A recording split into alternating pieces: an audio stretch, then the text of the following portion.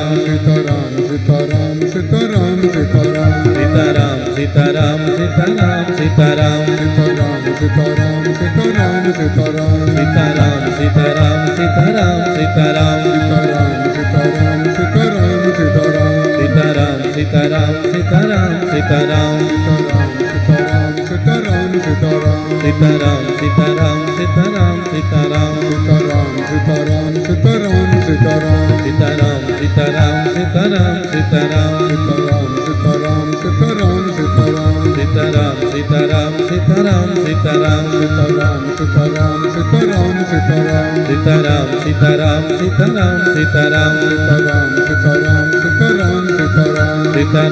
सीताराम सीताराम सीताराम सीताराम सीताराम सीताराम सीताराम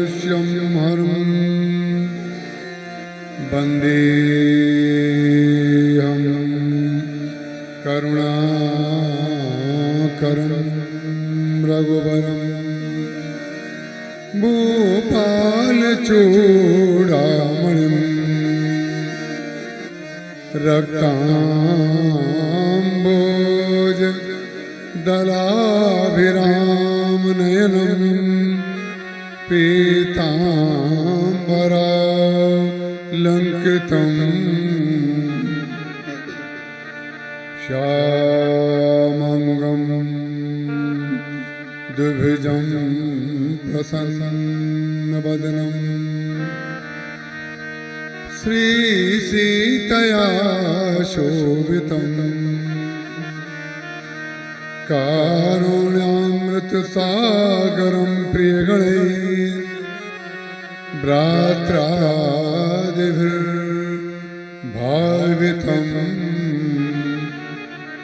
वन्दे विष्णु शिवादिसेव्यमनिशम् भक्ते प्रसीदप्रदम् अतुलितबलधामम्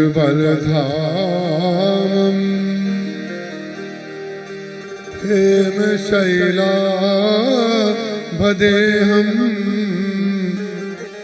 दनुजवनकृशानुम् ज्ञानिनामग्रगण्यम्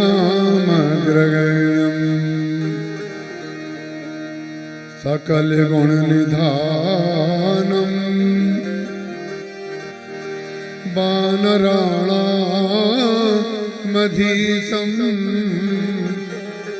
रघुपतिप्रिय भक्तम् वातजातं नमामि।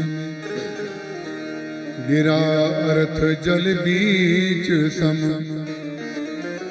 कहियत भिन्न न भिन्न बंदौ सीता राम पद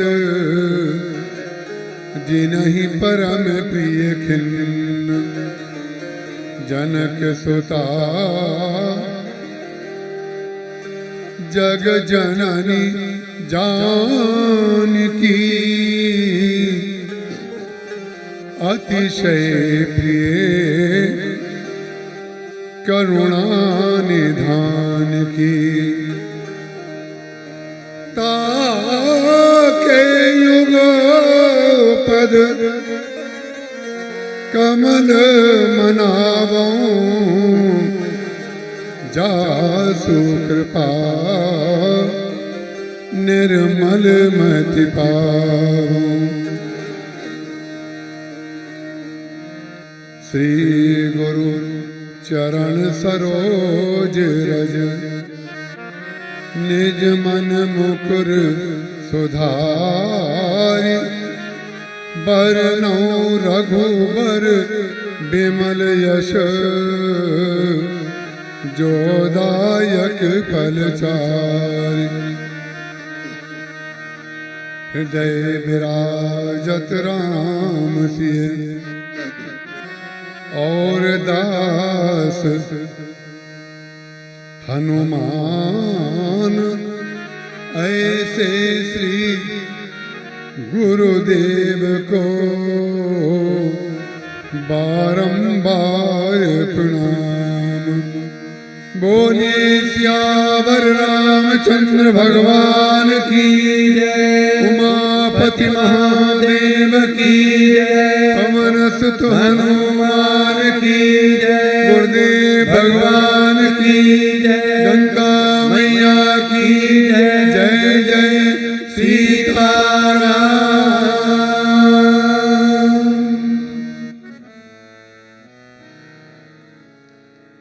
मैं अपनी संपूर्ण श्रद्धा श्री रामचरितमानस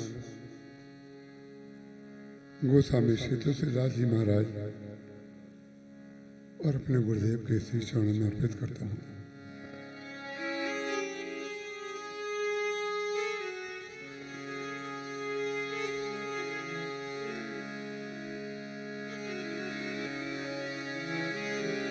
सुनी समुझहि जन मुदित मन मज्जहि अति अनुराग लहहि चार फल अछत तनु साधु समाज प्रयाग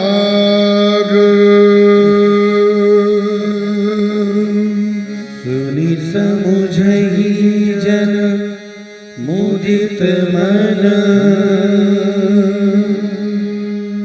मज्जहि अति अनुराग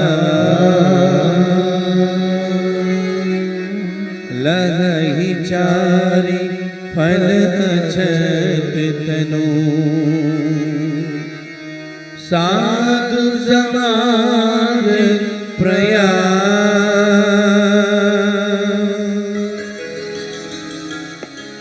मति कीरति गति भूति भलाई जब जी जतन जाज पाई तो जानब सत संग प्रभाव लोक वेद न आन उपाओ बिनु सत्संग विवेक न होई राम कृपा बिनु सुलभ न सोई सत्संगत मुद मंगल मूला सोई फल सिद्धि सब साधन फूला सठ सुध रही सत संगति पाई पारस परस सुधाते सुहाई बिलवस सुजन कुसंगत परई फनि मन समन जे गुण अनुसरही हरि हर कवि कोविद बानी कहत साधु मई मास कुचानी सोमोसन कही जात न कैसे साक बनिक बनी गुण गण जैसे सोमोसन कही जात न कैसे साक बनिक मनी गुण गण जैसे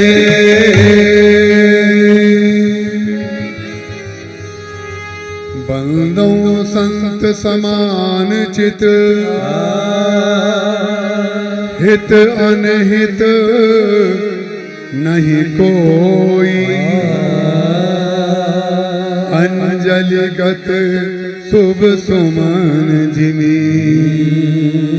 सम सुगंध कर दोई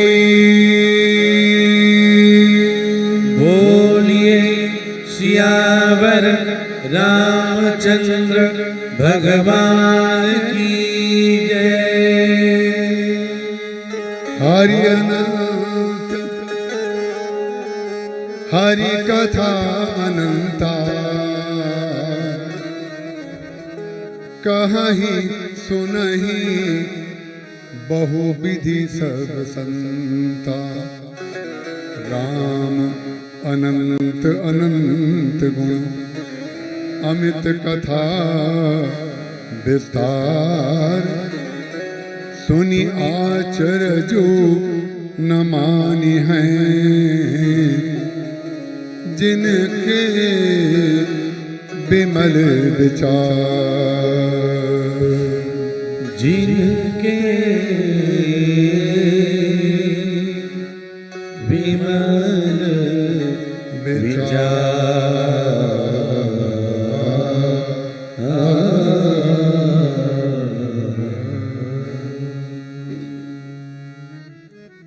राम कथा रस के रसज्ञ पिपासु महानुभाव महामाया की महती कृपा भगवान श्री रामभद्र की महती कृपा गुरुदेव भगवान और हनुमान जी महाराज की महती कृपा के फल स्वरूप हमें ये सौभाग्य मिला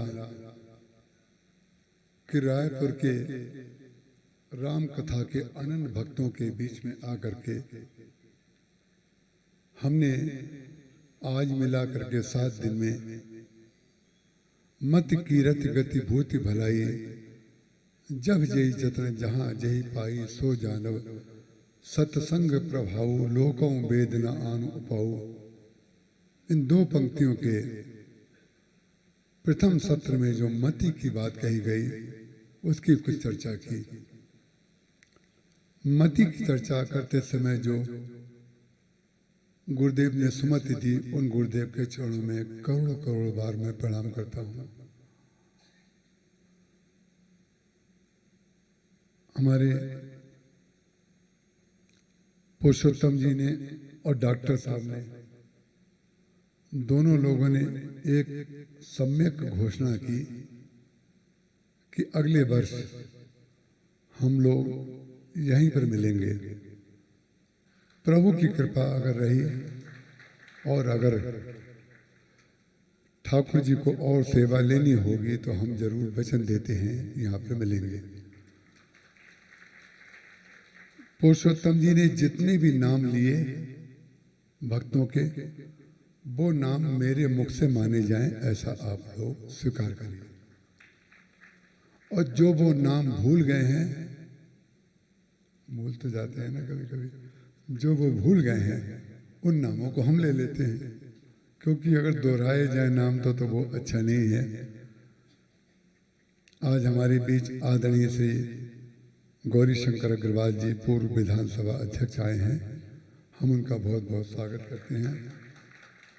आप तो अध्यक्ष हैं तो बीच में अध्यक्ष ही करिए ना, आपके लिए सीट खाली छोड़ी गई है, लेकिन फिर भी आपको अगर वही सुविधा है तो आप वहीं बैठिए। और हम उनके प्रति इसलिए विशेष सम्मान करते हैं, आदरणीय उदय लक्ष्मी जी परमार जी के प्रति। आप एक दिन अगर आती, देखिए एक दिन जो व्यक्ति आता है वो कोई व्यस्तता भी हो सकती है, मानते हैं, लेकिन आम तौर पर एक दिन आने वाले के अंदर ये बात आती है कि भाई जिन्होंने बुलाया है उनके लिए हमें एक दिन जाना है। लेकिन एक दिन आने वाला जब लगातार 3 दिन आता है, इसका तात्पर्य ये भी होता है कि अगले साल भी आप यहाँ होंगे।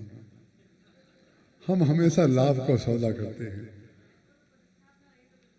नहीं तो आप जहाँ होंगी वहाँ मैं पहुँच जाऊँगा, आप कहीं ना कहीं तो होंगी ना। हम पता कर लेंगे कि उस शहर में हम कार्यक्रम रख लेंगे।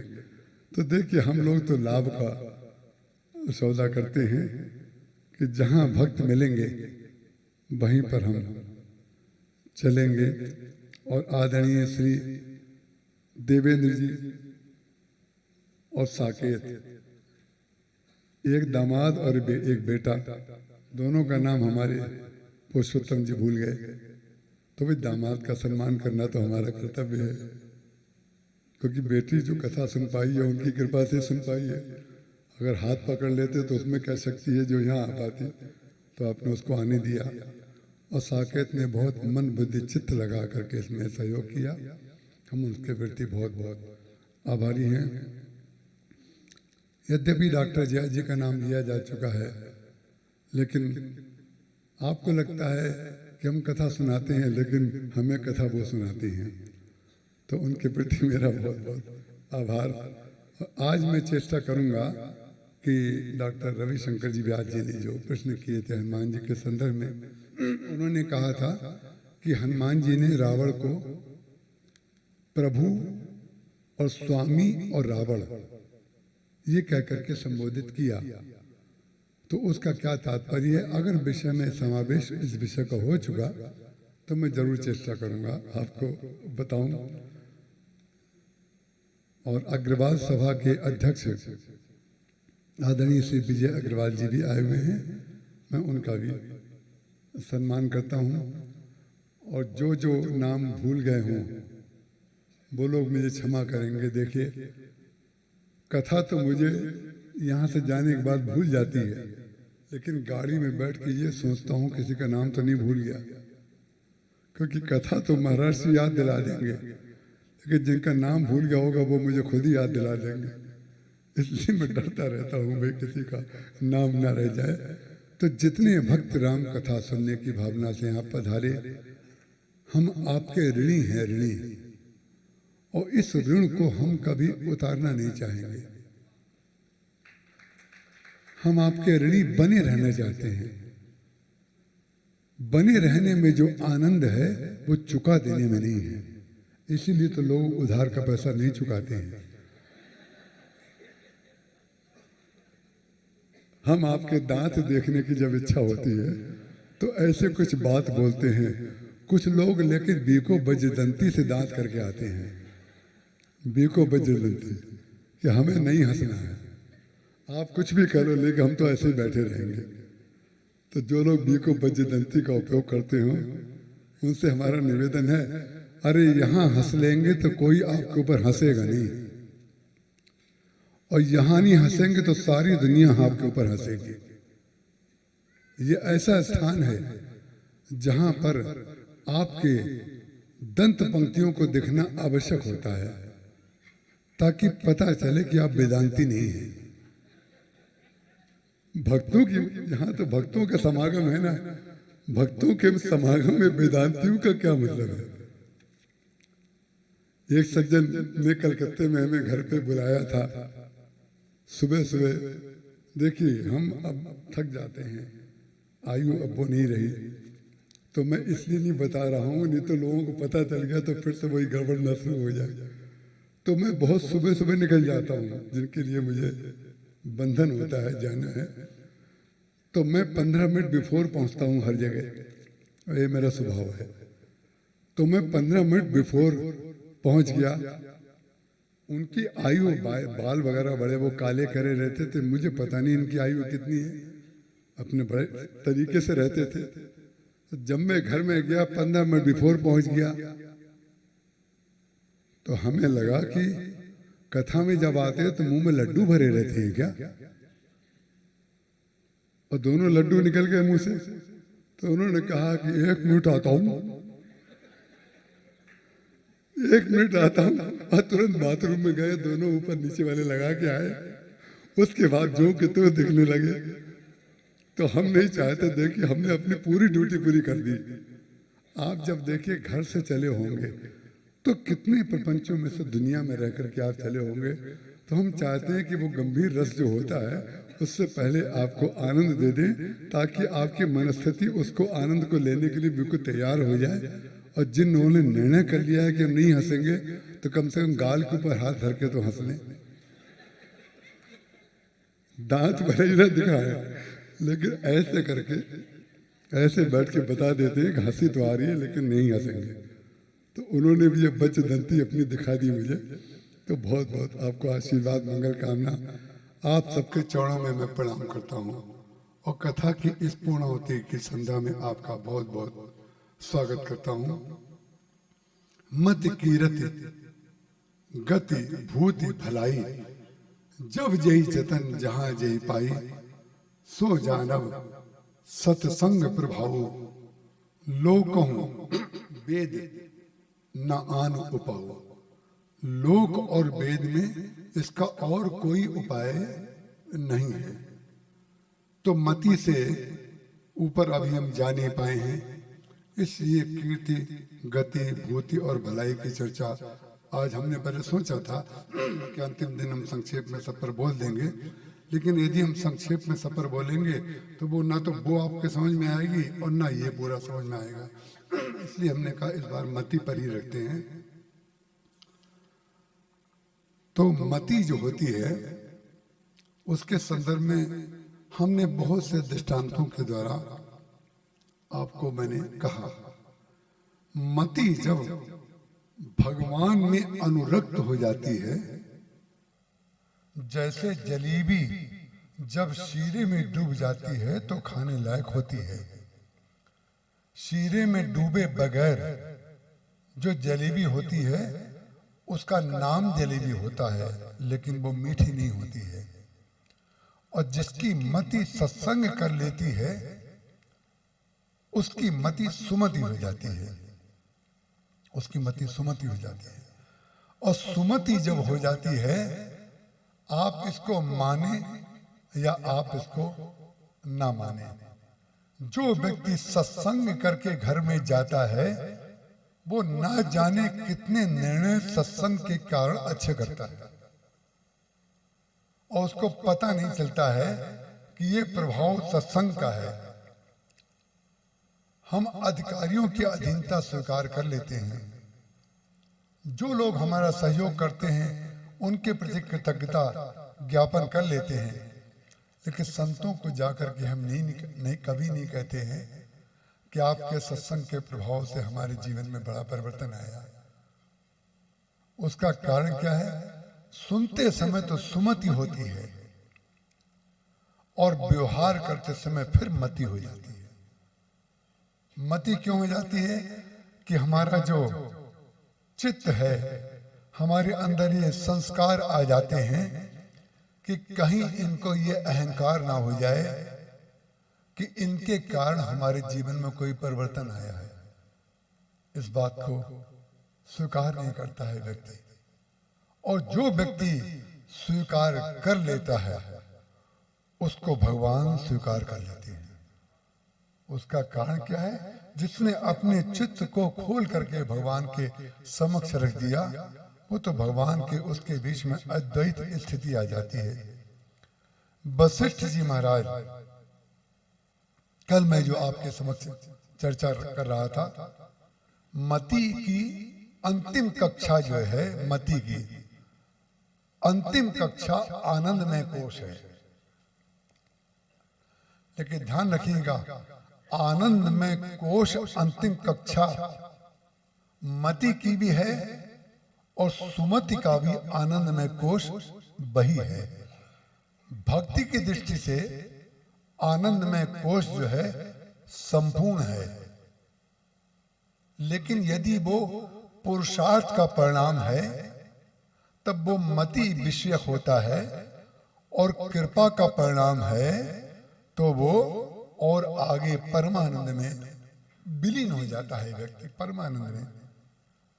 और वशिष्ठ जी महाराज जो भगवान के गुरु हैं, विश्वामित्र जी महाराज जो भगवान के गुरु हैं, भगवान ने दो गुरुओं का वर्णन किया। एक गुरु जो हैं वशिष्ठ जी महाराज हैं और एक विश्वामित्र जी महाराज हैं।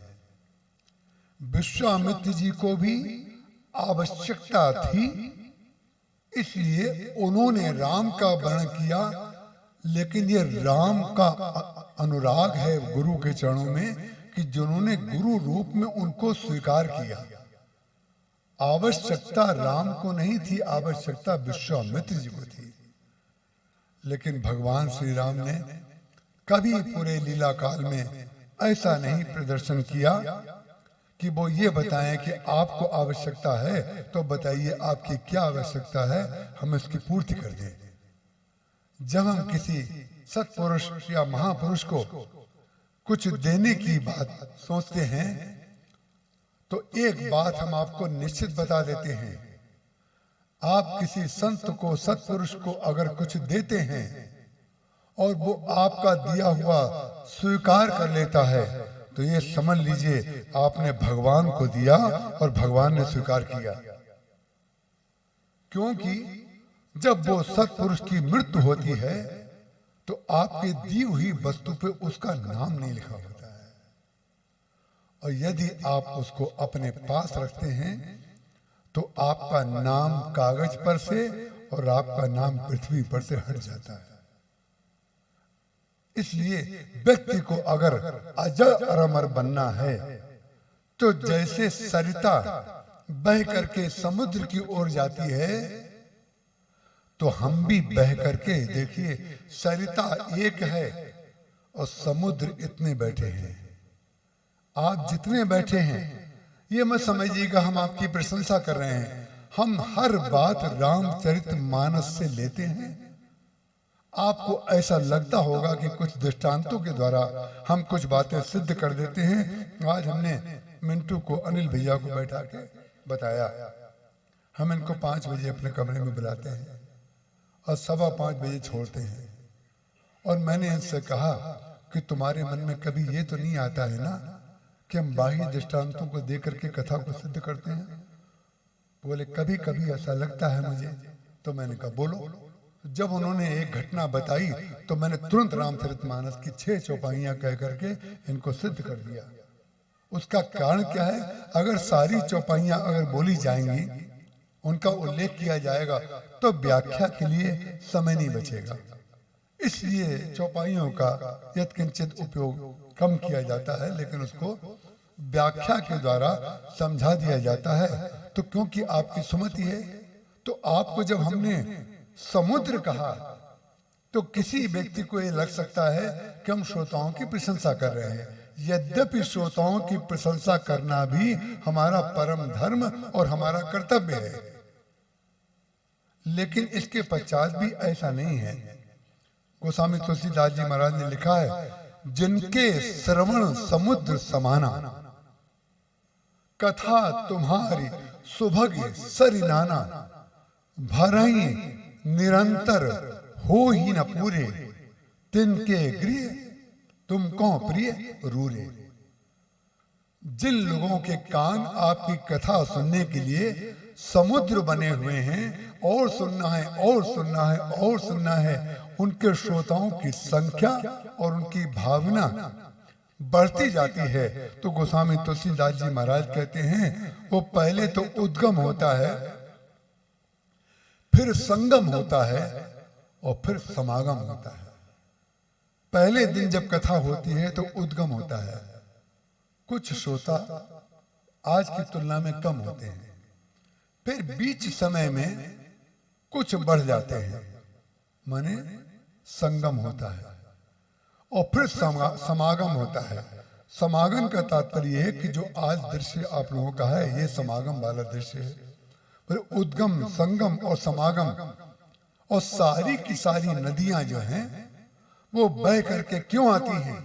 सारे के सारे संत जो जंगम प्रयाग की तरह दूर दूर जाकर के कथा करते हैं या आपको सुनाते हैं, वो बहुत सरिताओं की तरह बहते रहते हैं, क्योंकि सरिता अगर रुक जाएगी तो सड़ जाएगी। इसलिए सरिता अपने आप को धन्य करने के लिए समुद्र में विलीन हो जाती है। तो आपने अगर हमें धन्य करने का अवसर दिया, तो आप सारे के सारे श्रोता जो हैं समुद्र के रूप में हैं। गोस्वामी तुलसीदास जी महाराज ने कहा है, जिनके श्रवण समुद्र समाना, कथा तुम्हारी सुभग सर नाना, भरई निरंतर होई न पूरे, रामचरित जे सुनत अगाही, रस विशेष जाना तिन नाही। जो व्यक्ति ये कहे कि हमने बहुत सुन लिया या इतने दिन से सुन रहे हैं, तो ठीक है, उसने सुन लिया, बहुत सा सुना होगा, लेकिन रामचरित मानस या कथा भगवान का चरित्र, वो तो हमेशा सुनने की और इच्छा होती रहनी चाहिए। क्यों? रामायण में तो आप कह सकते हैं कि हमने सुन लिया, लेकिन धन में तो आप कभी नहीं कहते हैं कि बहुत कमा लिया। और एक सेठ जी थे हमारे, महाराज जी सुनाते थे, उन्होंने अपने मुनीम जी को बुला करके कहा कि हमारे कोष में कितना धन है, आप कृपा करके बताइए। मुनीम जी ने कहा कि हमें बहुत दिन लगेंगे इस कार्य में, कम से कम 1 महीना लगेगा। 20 दिन के बाद वो लौट करके सारा हिसाब किताब किया। सारा हिसाब किताब करने के बाद मुनीम जी एक कागज लेकर के आए। उन्होंने कहा, आपके घर में आपकी 7 पीढ़ियां अगर कुछ भी काम ना करें तो कोष में धन की कमी नहीं होगी। तो उसे यह आशा थी कि सेठ जी प्रसन्न होंगे, चलो भाई 7 पीढ़ियों के लिए तो वरदान मिल ही गया। वो तो रोने लगे सेठ जी। तो मुनीम जी ने कहा, ये रो क्यों रहे हैं, मेरे समझ में नहीं आया। जब रोने लगे तो मुनीम जी ने पूछा, क्या आप ये तो बताइए, आपके रोने का कारण क्या है? बोले, 8वें का क्या होगा?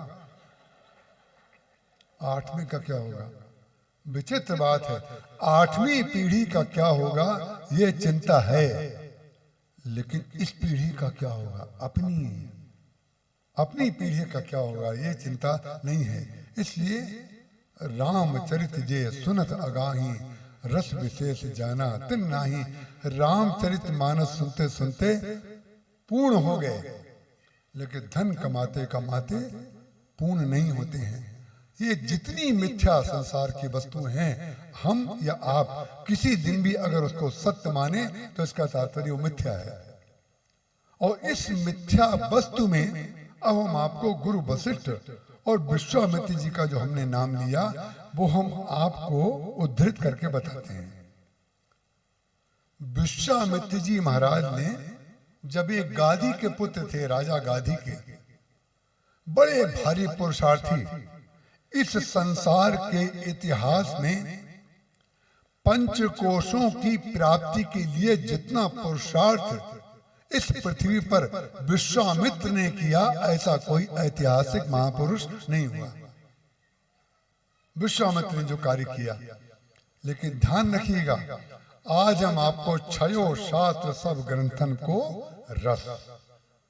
रस निचोड़ करके बताएंगे कि पंचकोशों के लिए अन्नमय कोश, प्राणमय कोश, वायुमय कोश, विज्ञानमय कोश और आनंदमय कोश प्राप्त करने के पश्चात भी, क्योंकि वो पुरुषार्थ जन्य था, ये जो पांचों जो मैंने, जिन्होंने ध्यान से शुरू से कथा सुनने होंगे, उन्होंने वो शब्द पकड़ लिया कि वो पंचकोश अगर प्रारब्ध के और पुरुषार्थ के परिणाम हैं तो पंचकोश ये मिथ्या है वेद की दृष्टि में, वेदांत की दृष्टि में, तब ये मिथ्या है। और इस मिथ्या का वर्णन निश्चित रूप से किया गया है। लेकिन ये ध्यान रखिएगा, वो पंचकोशों से ऊपर जब तक पुरुषार्थ की सीमा का ज्ञान विश्वामित्र जी को नहीं हुआ, तब तक उनके जीवन में कृतकृत्यता नहीं आई।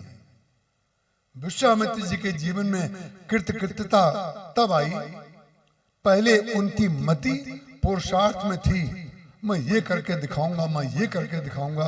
और जब व्यक्ति पुरुषार्थ पर विश्वास करता है, हाथ पांव में शक्ति होती है, तो उसको उस समय पुरुषार्थ काल में जब सत्ता उसके हाथ में होती है, जब उसके पास अधिकार होते हैं, उस समय बड़ी से बड़ी मति वाले लोगों की मति फिर जाती है। उनको ये ध्यान नहीं रहता है, ये पुरुषार्थ विषयक जो वस्तु है, इसको कृपा विषयक बनाने के लिए भगवान के चरणों में अर्पित कर देना चाहिए। और भगवान के चरणों में अर्पित करता चलेगा तो भगवान के नाम के साथ जुड़ करके वो भी समुद्र हो जाएगा, समुद्र हो जाएगा। हमने आपको एक दिन कहा था कि सारी की सारी पृथ्वी जो है समुद्र के जल से घिरी हुई है। ये वैज्ञानिक सत्य भी है और आप जानते हैं। लेकिन विचित्र बात है, समुद्र का जल जो होता है वो तो खारा होता है। मानिए हमारा आपका जीवन जहां जहां हम लोग पृथ्वी पे रह रहे हैं, वो खारे जल के द्वारा हम लोग जो हैं आवृत हैं। चारों तरफ खारा जल है। ये खारा जल क्या है? जिसको पूज्य श्री राम किंकर जी महाराज ने देहाभिमान कहा, जो गोस्वामी तुलसीदास जी महाराज ने विनय पत्रिका में कुणप अभिमान सागर भयंकर घोर, बोले देहाभिमान, इसको विनय पत्रिका में गोस्वामी तुलसीदास जी महाराज ने कहा, ये देह का जो अभिमान है यही समुद्र है। एक सज्जन ने हमसे पूछा कि राम किंकर जी ने जब प्रवचन किया तो आप क्या कर रहे हैं? ऐसे ऐसे प्रश्न कर देते हैं महाराज। अब बताइए, कोई पूछ ले तो आप क्या उत्तर देंगे? उन्होंने कहा राम किंकर जी ने जब प्रवचन किया तो अब आप क्या कर रहे हैं ये बताइए। एक पत्रकार ने पूछा था। तो मैंने उनसे कहा, भाई पत्रकार तो पूछेंगे, उनका काम पूछना और हमारा काम उत्तर देना। तो दोनों अपने अपने क्षेत्र में दोनों महारथी होते हैं, वो पूछने में, हम जवाब देने में। तो हमने कहा कि जो बोरे में बंद था हम उसको पाउच में दे रहे हैं, हम पाउच में दे रहे हैं। उसका कारण क्या है? जो युग आजकल है उसको जब तक समेट करके आप छोटे पाउच में उपलब्ध नहीं कर देंगे तब तक व्यक्ति को समझ नहीं आ पाता। हमने हनुमत स्तवन भी जब लिखा तो उसके 108 पाउच बनाए। पुस्तक एक है, 108 पाउच।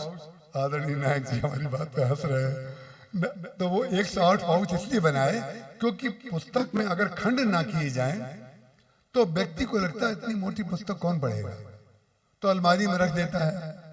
हम इस मानसिकता को समझ गए। हमने कहा मोटी पुस्तकें पढ़ी नहीं जाती हैं, तो मोटी को हम छोटी कैसे बनाएं? तो हमने उसके 108 भाग कर दिए। तो जब व्यक्ति एक दिन तो खोल के देखेगा ही, जब खोल के देखेगा इसमें 1 2 3 4 108 लिखे हैं, तो उसके मन में होगा चलो एक ही पढ़ना है। बस इसी चीज को जान लेना व्यक्ति के हृदय में पहुंचना है। जब तक आप, ये व्यवसाय की दृष्टि से भी है, जब तक प्रोडक्शन करने वाला कंज्यूमर की आवश्यकता को और उसकी आर्थिक स्थिति को नहीं समझेगा, तब तक उसका प्रोडक्शन मार्केट में सफल नहीं होगा। किसी भी विषय में आप जब तक विशुद्ध व्यावसायिक ढंग से, जिसको प्रोफेशनल परफेक्शन कहते हैं, प्रोफेशनल परफेक्शन का तात्पर्य आप लोग व्यवसाय से लेते होंगे, लेकिन प्रोफेशनल परफेक्शन का हम जो अर्थ लेते हैं वो ये लेते हैं संपूर्ण रूप से अपने कार्य में परिपक्वता। हम इसका अर्थ ये लेते हैं, व्यक्ति अपने कार्य में संपूर्ण रूप से जब तक परिपक्व नहीं होगा, और परिपक्व जब तक आप अपनी दृष्टि से समझेंगे तब तक परिपक्व नहीं है। जब तक आप सामने वाली की स्थिति को नहीं समझ लेंगे कि उसकी भावस्थिति क्या है, वो कैसे सुनना चाहता है, उसकी मति में कैसे आएगा। क्योंकि बड़े बड़े विद्वान भी बैठते हैं कथा में, छोटे छोटे बच्चे भी बैठते हैं, नवविद्या भी बैठते हैं, बालक भी बैठते हैं, सब लोग बैठते हैं। तो जब कथा कही जाएगी तो केवल विद्वानों के लिए कही जाए तो विद्वान लोग उसका आनंद लेंगे, युवाओं के लिए कही जाए तो युवा आनंद लेंगे, बच्चों के लिए कही जाए तो बच्चे आनंद लेंगे। तो सबके लिए कुछ ना कुछ मिल जाए, इसके लिए क्या है, संपूर्ण रूप से कथा को आप जब तक उस तरीके से नहीं प्रस्तुत करेंगे तो सबको एक साथ कैसे लाभ होगा। तो इसलिए विश्वामित्र जी और वशिष्ठ जी की जो मैं बात आपके समक्ष रख रहा हूं, विश्वामित्र जी महाराज इस संसार के सबसे बड़े पुरुषार्थी व्यक्ति थे। गादी राजा के पुत्र थे, युवराज थे। वो मृगया खेलने के लिए वन में गए। जब मृगया खेलने के लिए वन में वो गए तो रात हो गई, देर हो गई। रामचरितमानस में 2 लोगों ने देर की। मृगया का तात्पर्य, आप अपने लक्ष्य को प्राप्त करने के लिए जब निकलते हैं तो लक्ष्य को प्राप्त करने का प्रमाण ये नहीं है कि आपने लक्ष्य प्राप्त कर लिया। उसका प्रमाण यह है कि लक्ष्य प्राप्त करने के लिए आप अपने लक्ष्य से अपने सम पर वापस आए कि नहीं आए। अपने सम पर, आरोह के बाद आप अवरोह के सा पर आए कि नहीं, अपनी जगह लौटे कि नहीं। धनुष बाण तो उठा लिया, लेकिन वामदेव वशिष्ठ मुनि नायक देखे। भगवान श्री राम ने वशिष्ठ जी को देख करके जो धनुष बाण उठाया था, देखे प्रभु मई धरि धनु साया। जिस अयोध्या में उन्होंने धनुष बाण उठाया था, उसी अयोध्या में लौट करके गुरु वशिष्ठ के चरणों में उस पुरुषार्थ के प्रतीक धनुष बाण को अर्पित कर दिया। भगवान राम ने अर्पित कर दिया। और विश्वामित्र जी महाराज ने, 2 लोग थे जो लोग मृगया करने के लिए गए, और दोनों के जीवन में लगभग एक ही परिणति हुई। अब हमें एक शब्द कहना पड़ेगा जो महाराज जी वाला है, कि समयाभाव से हम उसकी चर्चा नहीं कर सकते। ये महाराज जी का पेटेंट शब्द है। अरे एक अभी बच्चे आए थे, एक अमेरिका से, काठमांडू से, रहने वाले काठमांडू से हैं। तो एक बहन जी हैं, उनका ऐसा मानना था कि शायद उनके पति जो हैं वो उतना प्रवचन नहीं सुनते हैं, ऐसा उनकी धारणा थी।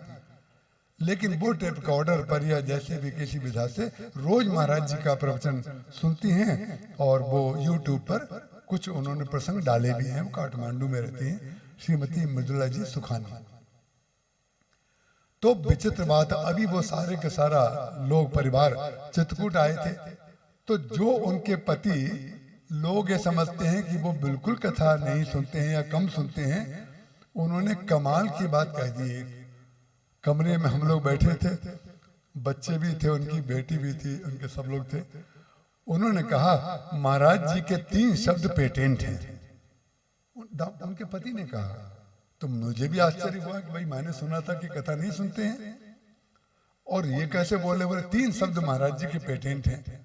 तो हमने कहा कौन से? बोले वस्तुतः। वस्तुतः, ये वस्तुतः शब्द महाराज जी का बहुत खास शब्द है।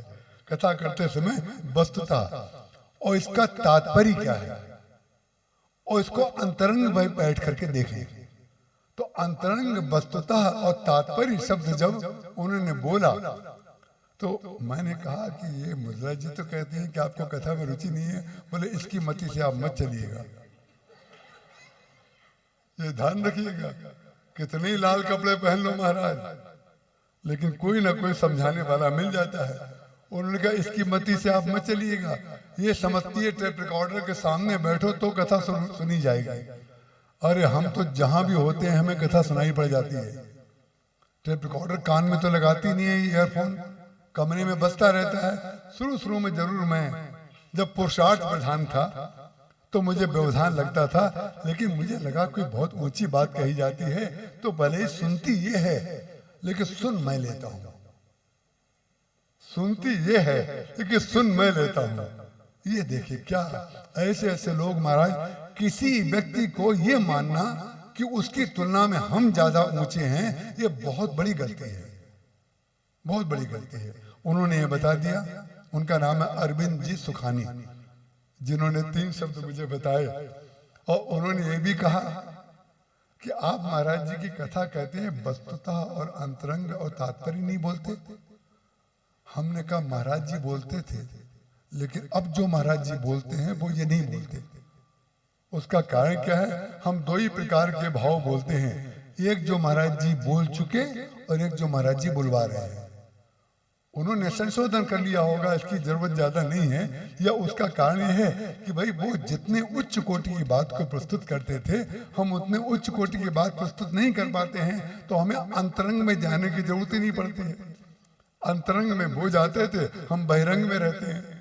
इसको मान लीजिए आप, हम बहिरंग बात कहते हैं, वो अंतरंग कहते थे। बात का एक आनंददायी उनको उत्तर दिया गया। जो विश्वामित्री जी हैं वो गए, 2 जनों के लिए देर हो गई लौटने में। एक प्रताप भानु, रामचरितमानस के बालकांड में आपने पढ़ा होगा, वो भी मृग्या करने के लिए गया था प्रताप भानु। और प्रताप भानु ने मृग्या करते करते करते करते जितने शूकरों के ऊपर उसने बाण चलाए सारे लक्ष्य भेद कर दिए उसने। और जितने लक्ष्य भेद करने वाले, चाहे विश्वामित्र जी हों चाहे प्रताप भानु हो, ये ध्यान रखिएगा, जो व्यक्ति लक्ष्य भेद की सीमा को निश्चित नहीं करता है वो अनिश्चित स्थिति में चला जाता है। कोई कार्य की सीमा जरूर बनाइए, हमें इतना करना है और उतना करने के बाद विश्राम में चले जाइए। और विश्राम कहाँ मिलेगा? घर में विश्राम मिलेगा। जो भी आपका लक्ष्य हो, यहाँ तक हम आज काम करेंगे, उसके बाद लौट करके ये करेंगे, विश्राम करेंगे। लौट करके आ जाना, अपने सम पर लौट के आ जाना, ये संतुलित दृष्टिकोण है। और लोग ये समझते हैं हम जितनी देर में सत्संग करेंगे, हम जितनी देर में विश्राम करेंगे, हमारा पड़ोसी उससे और आगे चला जाएगा। पड़ोसी आगे नहीं जाएगा, यही तो आपकी गलतफहमी है। पड़ोसी जो आपसे बहुत ज्यादा आगे जाता दिखाई दे रहा है वो बहुत आगे नहीं जाएगा, वो आगे जाकर के रुक जाएगा। उसका कारण क्या है? वो अंधेरे में भी बाण चलाएगा, अंधेरे में भी बाण चलाएगा।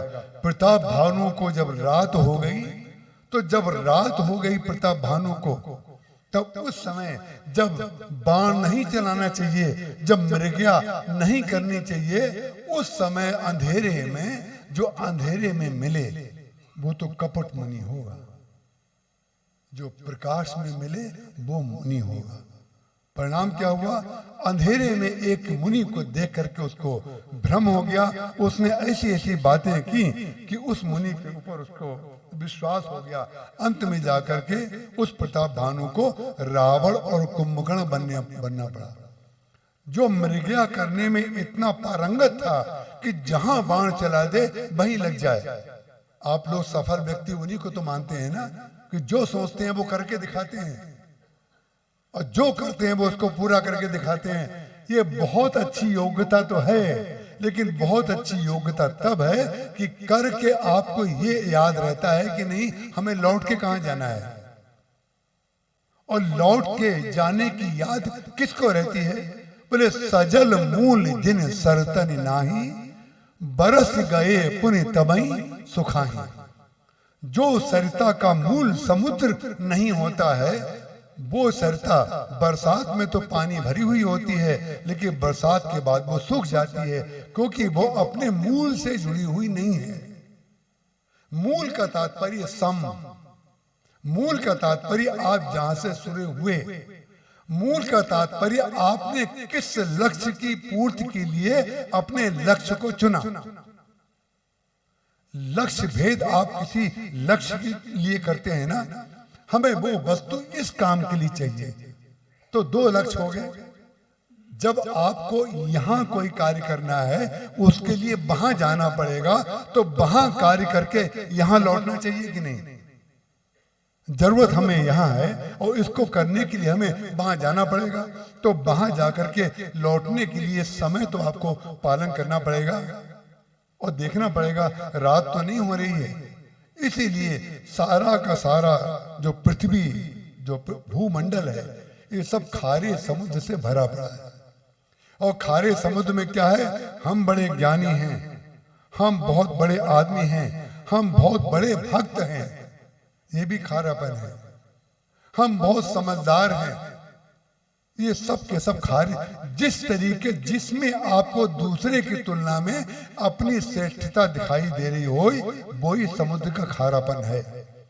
और ये सारी पृथ्वी को घेरे पड़ा है। माने इसका तात्पर्य हुआ कि सारी पृथ्वी को जो जल घेरे हुआ है और खारापन समुद्र में है, इसका तात्पर्य ये होता है कि ये देहाभिमान का समुद्र पृथ्वी पे जितने लोग रह रहे हैं सबके पीछे पड़ा हुआ है। लेकिन वो समुद्र का खारापन कैसे दूर हो? हम अपने जीवन में उसको कैसे खारेपन को निकाल दें? कौन सी मति हमें ऐसी मिले जिसके द्वारा ये खारापन हमारे जीवन का निकल जाए? तो सुमति भूमि थल हृदय अगाध, वेद पुराण उदधि। वेद पुराण जो हैं वो उदधि हैं, समुद्र हैं। वेदों में जो कथाएं हैं, पुराणों में जो कथाएं हैं, उनको बताया समुद्र, वो समुद्र हैं। और समुद्र में हम बता चुके हैं आपको खारापन है। तो समुद्र में खारापन क्या है? क्या कुछ खारापन है क्या? खारापन कुछ नहीं है। जो हमारा खारापन बुद्धि का है, उसके कारण उसकी मिठास का अर्थ हम समझ नहीं पाते हैं। उसकी मिठास का अर्थ समझने के लिए जब तक समुद्र को गंगा नहीं बनाया जाएगा, गणेश को सरस्वती नहीं बनाया जाएगा, तब तक हम उसमें मिठास नहीं ला पाएंगे। जब तक पुराणों को कथा के रूप में नहीं लाया जाएगा, तब तक वो पुराणों की कथाएं आप पढ़ लीजिए, आपके अंदर कभी कभी यत्किंचित ऐसी संभावना है आपके अंदर अश्रद्धा हो जाए कि ये जो कथाएं हमारे पुराणों में भरी हुई हैं। अरे भाई, पुराणों में कथाएं इसलिए भरी हुई हैं क्योंकि आपने, संसार ने सारी गंदगी अपने घर की बहा करके जब समुद्र में डाल दी है, तो समुद्र में तो खारापन हो गई। संसार की जितनी गंदगी पानी बह करके जा रहा है, सब समुद्र में तो जा रहा है, लेकिन उस समुद्र को हम सुखा तो सकते नहीं। और रचना है भगवान की, कोई भी अनित्य वस्तु तो है ही नहीं। जब भगवान की रचना समुद्र है, तो उस समुद्र का उपयोग क्या करें?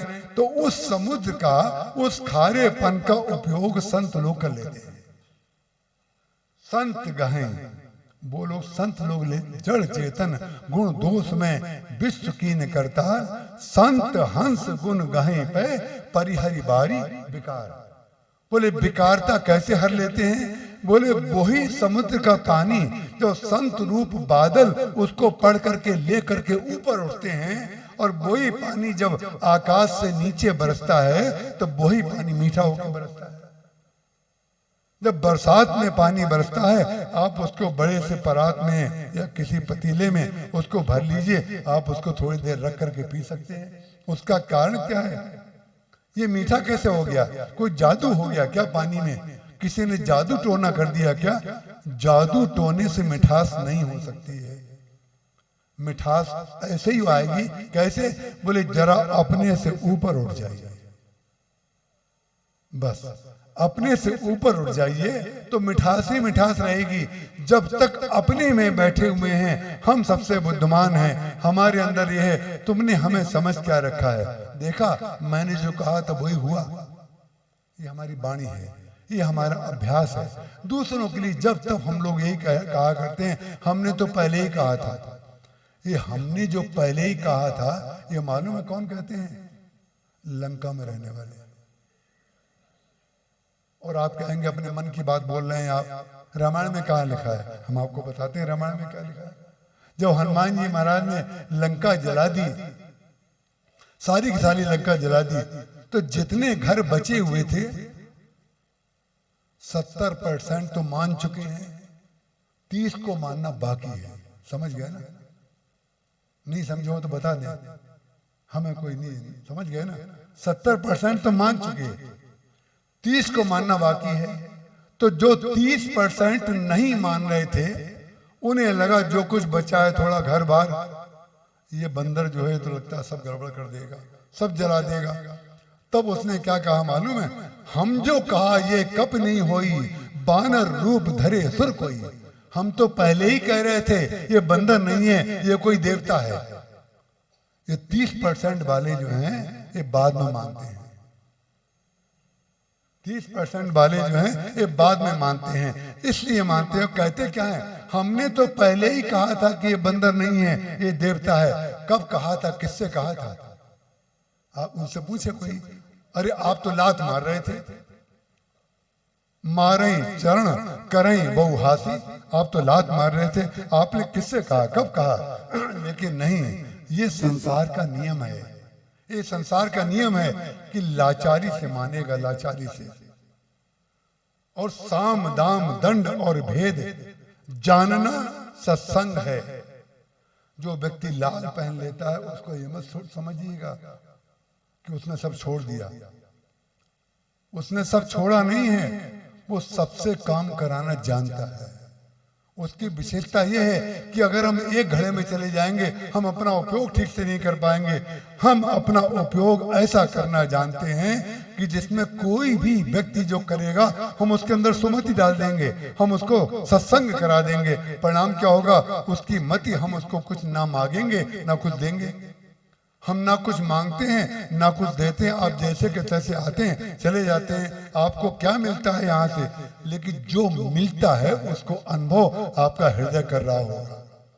जो मिलता है यही है सुमति भूमि थल हृदय अगाधु, वेद पुराण उदधि और घन साधु। साधु लोग उस खारे पानी को पी लेते हैं। खारे पानी को पचाने की ताकत केवल साधु में होती है। गाली खाने का अभ्यास जितना बढ़िया साधु को होता है, लेकिन मुझे मालूम है भगवान की लीला ऐसी होती है जो किसी साधु का 7 किलो वजन कम करा देते हैं। और जो साधु को लांछित करते हैं, उनको अंत में जाकर के साधु के चरणों में ही आना पड़ता है। उसका कारण क्या है?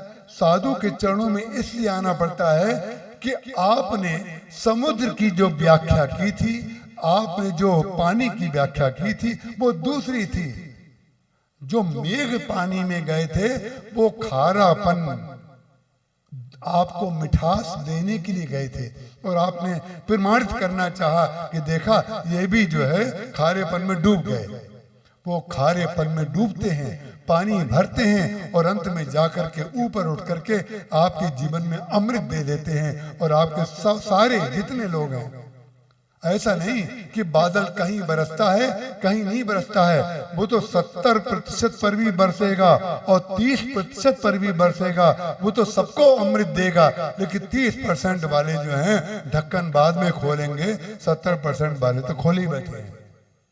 यही लंका वासियों का है। बोले हम जो कहा ये कपनी होई बानर रूप धरे सुर को ही, ऐसी मति होती है। और यही मति विश्वामित्र जी महाराज की हो गई। गाधी राजा के पुत्र जब गए मृग्या करते करते थक गए, रात हो गई। जब रात हो गई तो अंधेरे में विश्वामित्र जी को वशिष्ठ जी मिले और प्रताप भानु को कपट मुनि मिला। दोनों में अंतर एक ही है। तो इनको विश्वामित्र जी महाराज ने जब वशिष्ठ जी की कुटिया देखी तो वशिष्ठ जी ने इनको देख लिया, अरे गाधी राजा के पुत्र आए हुए हैं, हमें इनको जो है सत्कार करना चाहिए। उन्होंने सत्कार किया। सत्कार करने के पश्चात उन्होंने कहा रात को विश्राम कर लीजिए, अब रात में कहाँ लौटेंगे, प्रातः काल चले जाइएगा। रात को विश्राम के लिए उन्होंने कहा हमारे साथ हजारों सैनिक हैं, आप तपस्वी हैं, क्योंकि वो लंगोटी मार के दंड लेके रहते थे अकेले वशिष्ठ जी, उनके पास तो कुटिया में कोई संसाधन था ही नहीं। उन्होंने कहा चिंता मत करिए, हम आपके हजारों सैनिकों की बहुत अच्छी व्यवस्था कर देंगे। बोले कैसे करेंगे? उन्होंने तुरंत आह्वान किया कामधेनु की पुत्री का। जब कामधेनु की पुत्री आ गई और जब वो आ गई गाय, जब कामधेनु का उन्होंने आह्वान किया तो कामधेनु जब आ गई तो उसके बाद उन्होंने आज्ञा दी कि विश्वामित्र जी के लिए वो व्यवस्था कर दो जो रात्रि में इनको चाहिए। एक क्षण के अंदर वो सारी व्यवस्था हो गई। इन्हें बड़ा आश्चर्य हुआ। रात भर उसमें उन्होंने विश्राम किया। सारी सेना के भोजन आदि का, विश्राम का, स्नान प्रातः काल का बहुत सुंदर प्रबंध हुआ। प्रातः काल विश्वामित्र जी के अंदर ये कृतज्ञता आनी चाहिए कि वशिष्ठ जी को प्रणाम करते और उनसे कहते बहुत कृपा की आपने, हमें विश्राम दिया, चले जाते। लेकिन बस पुरुषार्थ प्रधान व्यक्ति जो होता है, जो क्रिया प्रधान व्यक्ति होता है, जिसकी मति सांसारिक होती है, उन्होंने कहा आप कृपा करके ये बताइए ये आपने जो व्यवस्था की वो कैसे कर दी? तो उन्होंने कहा कि आपको इससे क्या लेना देना? बोले नहीं हमें बताइए।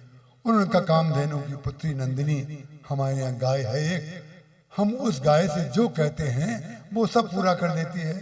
बस तो जो राजा है उसके पास कामधेनु नहीं रहती है और जो त्यागी है उसके पास कामधेनु रहती है।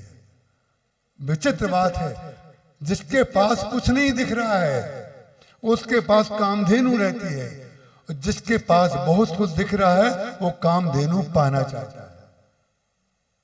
यही है संसार को पाने की इच्छा, और एक है संसार को पाने के बाद संसार की नश्वरता का बोध हो गया, वो व्यक्ति संसार को छोड़ करके भी संसार के कल्याण की कामना में लगा रहता है।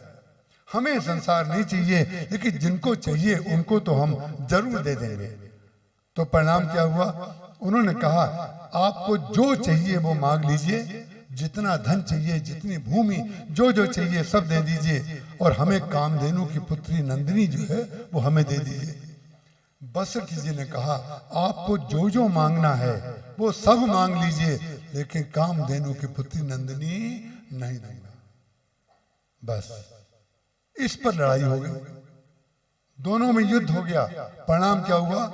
विश्वामित्र जी ने अपना बाण उठा लिया और उन्होंने ब्रह्मास्त्र का संधान भी लड़ाई करते करते कर दिया, और वशिष्ठ जी ने अपने ब्रह्मदंड से अपनी जो तपस्या थी उसके तपस्या के बल से विश्वामित्र जी का ब्रह्मास्त्र का भी खंडन कर दिया। कुछ नहीं कर सका। लेकिन जब कुछ पहले तो लोभ आया, और लोभ के बाद क्या आया? प्रतिहिंसा की वृत्ति आ गई, अहंकार टूट गया कि लोग क्या सुनेंगे, हमारे सैनिक लोगों ने हमें हारते देख लिया। बस यही अहंकार, लोग क्या कहेंगे, ये लोग क्या कहेंगे इसको छोड़ो। लुकबा की लाज सब कौन सी अग्नि में जला देंगे? प्रेम की अग्निया में, जो हमने आपको भजन गाया था। ये लोकबा की लाज जो होती है ना, ये प्रेम की अग्नि में जला दी जाती है। लेकिन प्रेम हो तब ना। प्रतिस्पर्धा ने जन्म लिया। उन्होंने कहा ध्यान रखना वशिष्ठ, हम तुमसे नंदिनी लेकर के दिखाएंगे। और जो व्यक्ति ये कहे कि ध्यान रखना हम तुमसे नंदिनी लेकर के दिखाएंगे, वो विश्वामित्र जी नंदिनी नहीं ले पाएंगे। जो दूसरे को चुनौती देता है, सबसे बड़ी चुनौती तो हमारे लिए है, अपने लिए है कि हम जीवन को कैसे जीते हैं। ये सबसे बड़ी चुनौती है। हम दूसरे को अपने समय का सदुपयोग ना करके दूसरे को सिखा रहे हैं। उन्होंने क्या किया? बोले ठीक है, चले गए। उसके बाद उन्होंने तपस्या की, और तपस्या से पूर्व वशिष्ठ जी महाराज के 100 पुत्रों का वध कर दिया।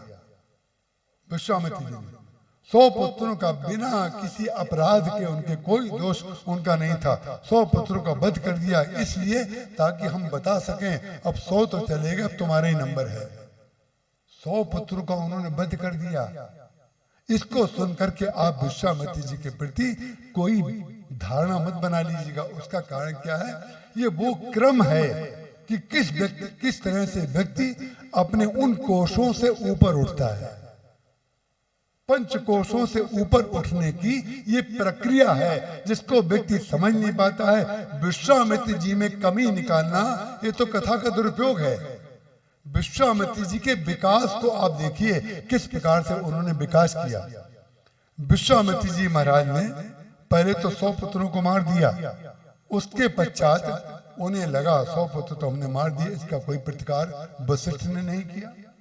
वशिष्ठ जी ने समझ लिया कि इस व्यक्ति का अगर मस्तिष्क बिगड़ गया है तो हम अपना मस्तिष्क क्यों बिगाड़ें। अंत में जाकर के उन्होंने तपस्या इसलिए की कि उनको ब्रह्मर्षि कहा जाता था। वशिष्ठ जी को ब्रह्मर्षि पद प्राप्त था। ब्रह्मर्षि शब्द उनके विशेषण के सामने लगा था। एक बात ध्यान रखिएगा, आज 15 मिनट हमारे पुरुषोत्तमाचार्य जी ने और डॉक्टर साहब ने लिए हैं, तो 15 मिनट का बदला तो लेंगे ना।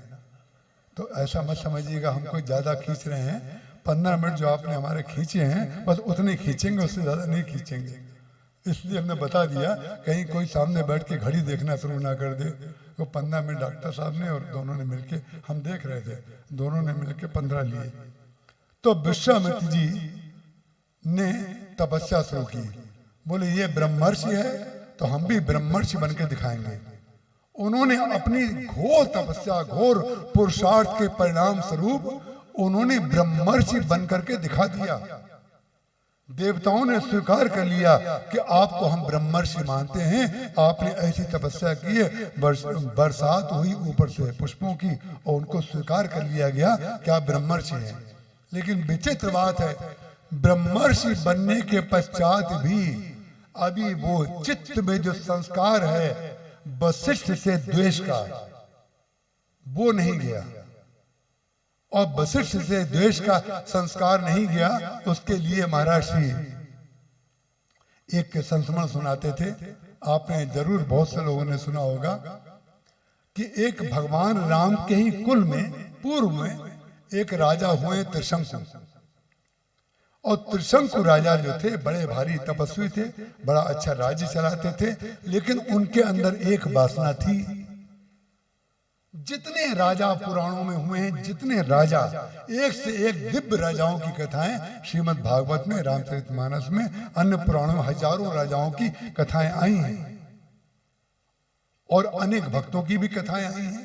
दोनों प्रकार के लोगों की कथाएं आई हैं। लेकिन विचित्र बात है, क्या कारण है कि भगवान राम जैसा अवतार इस पृथ्वी पर दूसरा नहीं हुआ। उसका कारण क्या है?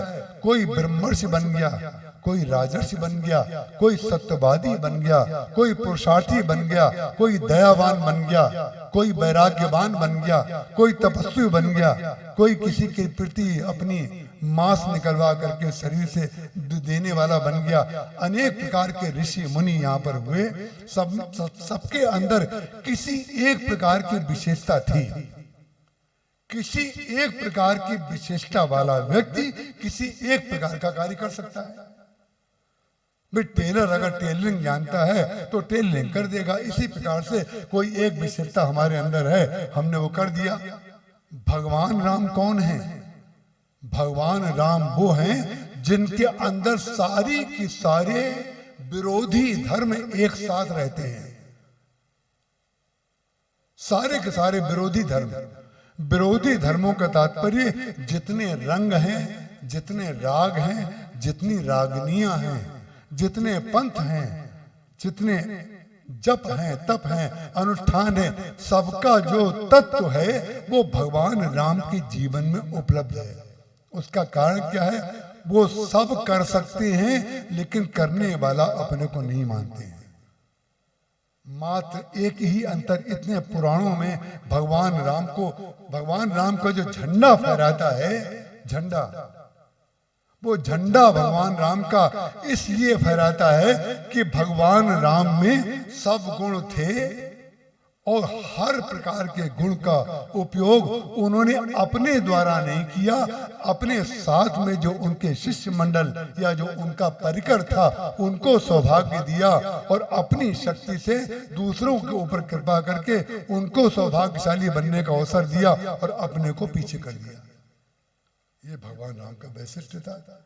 लंका में रावण को मारा किसने? सब लोग जानते हैं, भगवान राम ने मारा। लेकिन जब भगवान श्री राम लौट करके आते हैं अयोध्या में, तब बंदरों से कहते हैं, ये सब सखा सुनो मुनि मेरे। वशिष्ठ जी से कहते हैं ये मेरे सखा है और अपने गुरुदेव का परिचय कराते हैं। गुरु वशिष्ठ कुल पूज्य हमारे, इनकी कृपा धनुज रन मारे। ये हमारे गुरु वशिष्ठ हैं, इनकी कृपा से हमने राक्षसों का वध किया और रावण का वध किया। तब इनके मन में ये बात आ सकती है, बंदरों के मन में जो थे भी नहीं वहां, उनकी कृपा से वध हुआ और हम थे, हमारा कहीं नाम ही नहीं। हम थे, हमारा कहीं नाम नहीं लिया गया और जो बिल्कुल नहीं था, सामने दिखाई नहीं दिया, उसका नाम ले रहे हैं। यही व्यक्त और अव्यक्त का अंतर होता है। जो अव्यक्त था उसकी कृपा का अनुभव करना, यही जो है व्यक्त को अव्यक्त बनाता है। जो अव्यक्त है उसकी कृपा का अनुभव करके उसको वाणी का विषय बनाना, हमारे गुरुदेव कहते थे जो अच्छी बातें हृदय में आए उनको वाणी से बोलने का नाम है स्तुति। उसको स्तुति कहा जाता है। जिस स्तुति को आप भगवान की स्तुति मानते हैं, उस स्तुति में आप क्या करते हैं? आपका रूप ऐसा है, आपका स्वभाव ऐसा है, आपके इतने दिव्य पिता हैं, आपकी ऐसी दिव्य माँ हैं, आपने कितने भक्तों का कल्याण किया है, आपके चरण कैसे हैं, आपके नेत्र कैसे हैं, आपकी मालाएं कैसे पहने हुए हैं, कैसे आप चलते हैं, कैसे भक्त वत्सलता आपके अंदर है, यही सब तो स्तुति में कहा जाता है ना। जो आपके अंदर भगवान के प्रति भावना है, वही भावना जब आप अपनी वाणी से भगवान के लिए बोलते हैं तो उसका नाम होता है स्तुति। और उसी स्तुति को यदि आप संसार में करने लगे तो आपका जीवन धन्य हो जाएगा। आपको लगेगा ये कैसी कथा कर रहे हैं। ये जो नारकीय जीवन जो हमारा बन गया है वो हम समझते हैं भगवान की स्तुति करनी चाहिए और संसार तो दोषमय है, इनकी स्तुति करने से क्या फायदा? परिणाम क्या हो जाता है? घर वालों के अंदर दोष निकालते हैं, मित्रों के अंदर दोष निकालते हैं, तो परिणाम क्या हो जाता है? हम स्तुति की जगह जब दोष का विकास करते हैं, दोष का विस्तार करते हैं, तो सृष्टि में दोष जो है जन्म ले लेता है। हम समझते हैं कि दोष आकाश में से बरस रहा है। एक सज्जन ने कहा, बिरला जी की एक फैक्ट्री में हिंडाल्को में मेरा प्रवचन चल रहा था, कि वो व्यक्ति जो है बड़ा चापलूस है, इसलिए उसकी उन्नति बहुत हो गई। हमने कहा चापलूस है और इतनी उन्नति हो गई? हमारे गले ये बात नहीं उतरती है। बोले कि चापलूस है इसलिए उसकी उन्नति बहुत हो गई। मैं किसी की चापलूसी नहीं करता, इसलिए मैं जहां का तहां बना हुआ हूं। हमने कहा वो चापलूस है और आप अहंकारी हैं, बस। और अहंकार छोड़े बगैर कोई चापलूसी कर ही नहीं सकता। बोले कर सकता है, और हमारी कथा से इसको जोड़ लीजिए। अहंकार से शून्य होने के लिए आपको दूसरे के अहंकार की रक्षा करनी पड़ेगी। भगवान श्री राम ने परशुराम जी महाराज के अहंकार की रक्षा की कि नहीं की? भगवान श्री राम ने परशुराम जी महाराज को कहा, नाथ एक गुण धनुष हमारे, हमारे अंदर गुण है लेकिन वो भी हम में नहीं है। नाथ एक गुण धनुष हमारे और 9 गुण परम पुनीत तुम्हारे। आपके अंदर 9 गुण हैं और हमारे अंदर कोई गुण नहीं है। और एक गुण जो है वो रस्सी जो होती है उसको संस्कृत में गुण कहते हैं। बोले एक गुण हमारे पास है, वो भी हमारे धनुष के पास है, वो भी हमारे पास नहीं है। परिणाम क्या हुआ? सुनि मृद गूढ़ बचन रघुपति के, उघरे पटल परसु धरी मति के। मति जो है परशुराम जी महाराज की सुमति कब हुई? भगवान राम ने कोई जप किया क्या? कोई साधन बताया क्या? कोई अनुष्ठान किया क्या? कोई गंगा स्नान भगवान ने किया क्या? ये जितने साधन हैं, जितने जब तक आप करते हैं, ये सब आप अपने संतोष के लिए करते हैं। आप अपने रजिस्टर में गिनते जाइए, हम उस तीर्थ में कितनी बार गए, हमने कितना जप किया क्या। लेकिन ध्यान रखिएगा, जब तक आपको अपने कार्यों की गिनती याद है, तब तक आप अपने अहंकार को बढ़ा रहे हैं। और जिस दिन उन कार्यों की गिनती भूल जाएगी, उसी दिन आपकी स्थिति प्रेम में हो जाएगी। और जहां प्रेम में हुई, फिर भगवान की कृपा का वर्षण शुरू होता है। परशुराम जी महाराज समझ गए, जो अपने अंदर गुण को स्वीकार नहीं कर रहा है वही निर्गुण है। जो व्यक्त होकर के भी अपने गुणों को व्यक्त नहीं कर रहा है वही तो अव्यक्त है। और यही पंचकोशों से ऊपर की स्थिति है। बोले पुरुषार्थ से परशुराम जी महाराज ने जो किया, पुरुषार्थ से विश्वामित्र जी महाराज ने जो जो पाया, वो पंचकोशों का विषय है, वो मिथ्या है। लेकिन इन दोनों महापुरुषों को जब तक भगवान की कृपा का अनुभव नहीं हुआ, सुनि मृद गूढ़ बचन रघुपति के, उघरे पटल परसु धरी मति के। परशुराम जी महाराज की मति के पटल जो हैं और उघर गए। ना भगवान राम में कोई परिवर्तन आया, ना परशुराम जी में कोई परिवर्तन आया, ना वशिष्ठ जी में कोई परिवर्तन आया, ना विश्वामित्र जी में कोई परिवर्तन आया। केवल परिवर्तन कब आया? वशिष्ठ जी के अंदर भी जो परिवर्तन आया वो भगवान राम की कृपा से आया, और विश्वामित्र जी के अंदर भी जो परिवर्तन आया वो भगवान राम की कृपा से आया। विश्वामित्र जी महाराज के भगवान राम के वंश में त्रिशंकु नाम के एक राजा थे। त्रिशंकु के अंदर ये इच्छा हुई कि सारे संसार के लोग मरने के बाद स्वर्ग जाते हैं, मैं इस शरीर के रहते रहते स्वर्ग जाके दिखाऊंगा। हमारी समस्या ये होती है कि हम ये करके दिखाएंगे।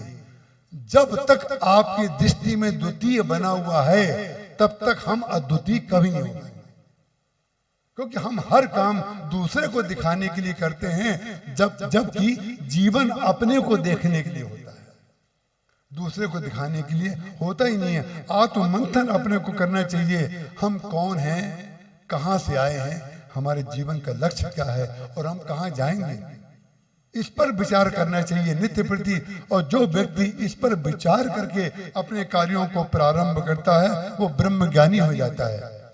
उन त्रिशंकु जी के मन में ये बात आई कि मैं जो हूं इसी शरीर से स्वर्ग जाकर के दिखाऊंगा। विश्वामित्र जी के शिष्य थे, वशिष्ठ जी के शिष्य थे, तो वशिष्ठ जी के पास गए, मुझे स्वर्ग जाना है। तो वशिष्ठ जी ज्ञानी, नीति का काम करने वाले, जो नीति का काम करेगा वो अपने प्रिय व्यक्ति, चाहे बच्चा ही क्यों, लड़का ही क्यों ना हो, वो अनीति की बात अगर कोई करेगा तो अपने बच्चे से वो कह देगा कि ये काम मैं नहीं कर सकता, ये संविधान के विरुद्ध है, तुम हमारे बेटे हो लेकिन इसका तात्पर्य ये नहीं कि तुम हमसे कुछ भी करा सकते हो। वही जवाब उन्होंने दे दिया, तुम मेरे शिष्य हो लेकिन एक बात ध्यान रखना, सशरीर स्वर्ग कोई नहीं जा सकता। तो उन्होंने कहा सशरीर स्वर्ग नहीं जा सकता, लेकिन मैं तो जाके दिखाऊंगा। बोले मैं नहीं भेज सकता, और कोई रास्ता जानते हो तो कर लो। परिणाम क्या हुआ, सशरीर स्वर्ग जाने की इच्छा जो है उनको एक और बुराई में पहुंचा देती है। दूसरों की तुलना में हम श्रेष्ठ माने जाएं, ये एक और बुराई को जन्म देता है। कैसे जन्म दिया, वो वशिष्ठ गुरु को छोड़ करके बोले ये गुरुजी नहीं कर पाए तो हम दूसरा गुरु बना लेंगे। त्रिशंकु ने भी 2 गुरु बनाए और भगवान राम ने भी 2 गुरु बनाए, लेकिन भगवान राम ने गुरुओं को भी धन्य कर दिया और अपने आप को भी धन्य कर दिया और त्रिशंकु डूब गए। उसका कारण क्या है, 2 गुरु बनाओ चाहे 50 गुरु बनाओ, अगर आपका लक्ष्य भगवत प्राप्ति है तो गुरुओं को बनाना श्रेष्ठ है। और अगर ये गुरु हमें संसार नहीं दे पाए, ये हमारा काम नहीं करा पाए, तो वो वाले ऊंचे गुरु हैं, यही हमारी व्यवस्था को डुबो ही दे रहा है। भगवान की मूर्तियों को हटा करके, भगवान के चित्रों को हटा करके बाबाओं के चित्र घर में लग रहे हैं, गुरुओं के चित्र घर में लगाए जा रहे हैं।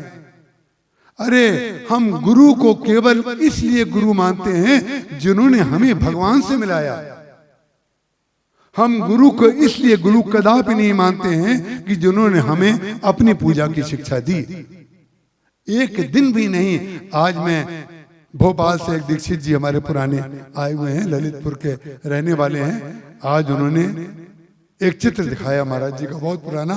ललितपुर में महाराज जी गए हुए थे, तो कई बार लोग मुझसे पूछते हैं, तो यहाँ पर हमारे साथ में उस समय वो सरिता और राधे श्याम आए हुए थे, बैठे थे, तो मैंने उनको दिखाया। देखो, लोग हमसे पूछते हैं आपके महाराज जी अपने गले में ठाकुर जी को क्यों रखते थे? गले में महाराज जी ठाकुर जी को लेके चलते थे, क्यों रखते थे? मैंने कहा जब मैं महाराज जी के पास आया था तब नहीं रखते थे। करीब मेरे रहने के करीब 15-20 साल के बाद महाराज जी ने ठाकुर जी को गले में रखना शुरू किया। तो बोले क्यों रखते थे? तो मैंने उनको बताया, वो चित्र दिखा दिया। याद आ गई महाराज जी की बात। जहां जहां महाराज जी जाते थे वो लोग उनकी आरती उतारते थे। महाराज जी बहुत मना करते थे, तो भी जो है लोग आरती, भक्त लोग कहाँ मानने वाले, वो आरती तो उतार के रहेंगे। जब तक वो आरती ना उतार लें तब तक उनको गुरु जी की पूजा ही नहीं लगती। वो आरती उतारेंगे तो महाराज जी ने एक मध्य का रास्ता निकाला कि भाई इनकी भावना की भी पूर्ति हो जाए और इनका कल्याण भी हो जाए। कल्याण कैसे हो जाए? महाराज जी अपने गले में ठाकुर जी को रखने लगे, और जब कोई आरती करता था उस चित्र को जो कहेगा हम उनसे लेकर के फोटो लेना मैं भूल गया हूँ। 3 जगह महाराज जी ठाकुर जी को लिए हुए हैं और लोग आरती कर रहे हैं। महाराज जी आंख बंद करके महाराज जी कहते थे, मैं ध्यान करता हूं कि लोग ठाकुर जी की आरती कर रहे हैं। हम तो ठाकुर जी को धारण करने वाले हैं, और हमने क्योंकि धारण किया है इसलिए लोग हमारी आरती उतार रहे हैं। ध्यान रखिएगा, जिसने भगवान को धारण किया है हम उसकी आरती उतारते हैं।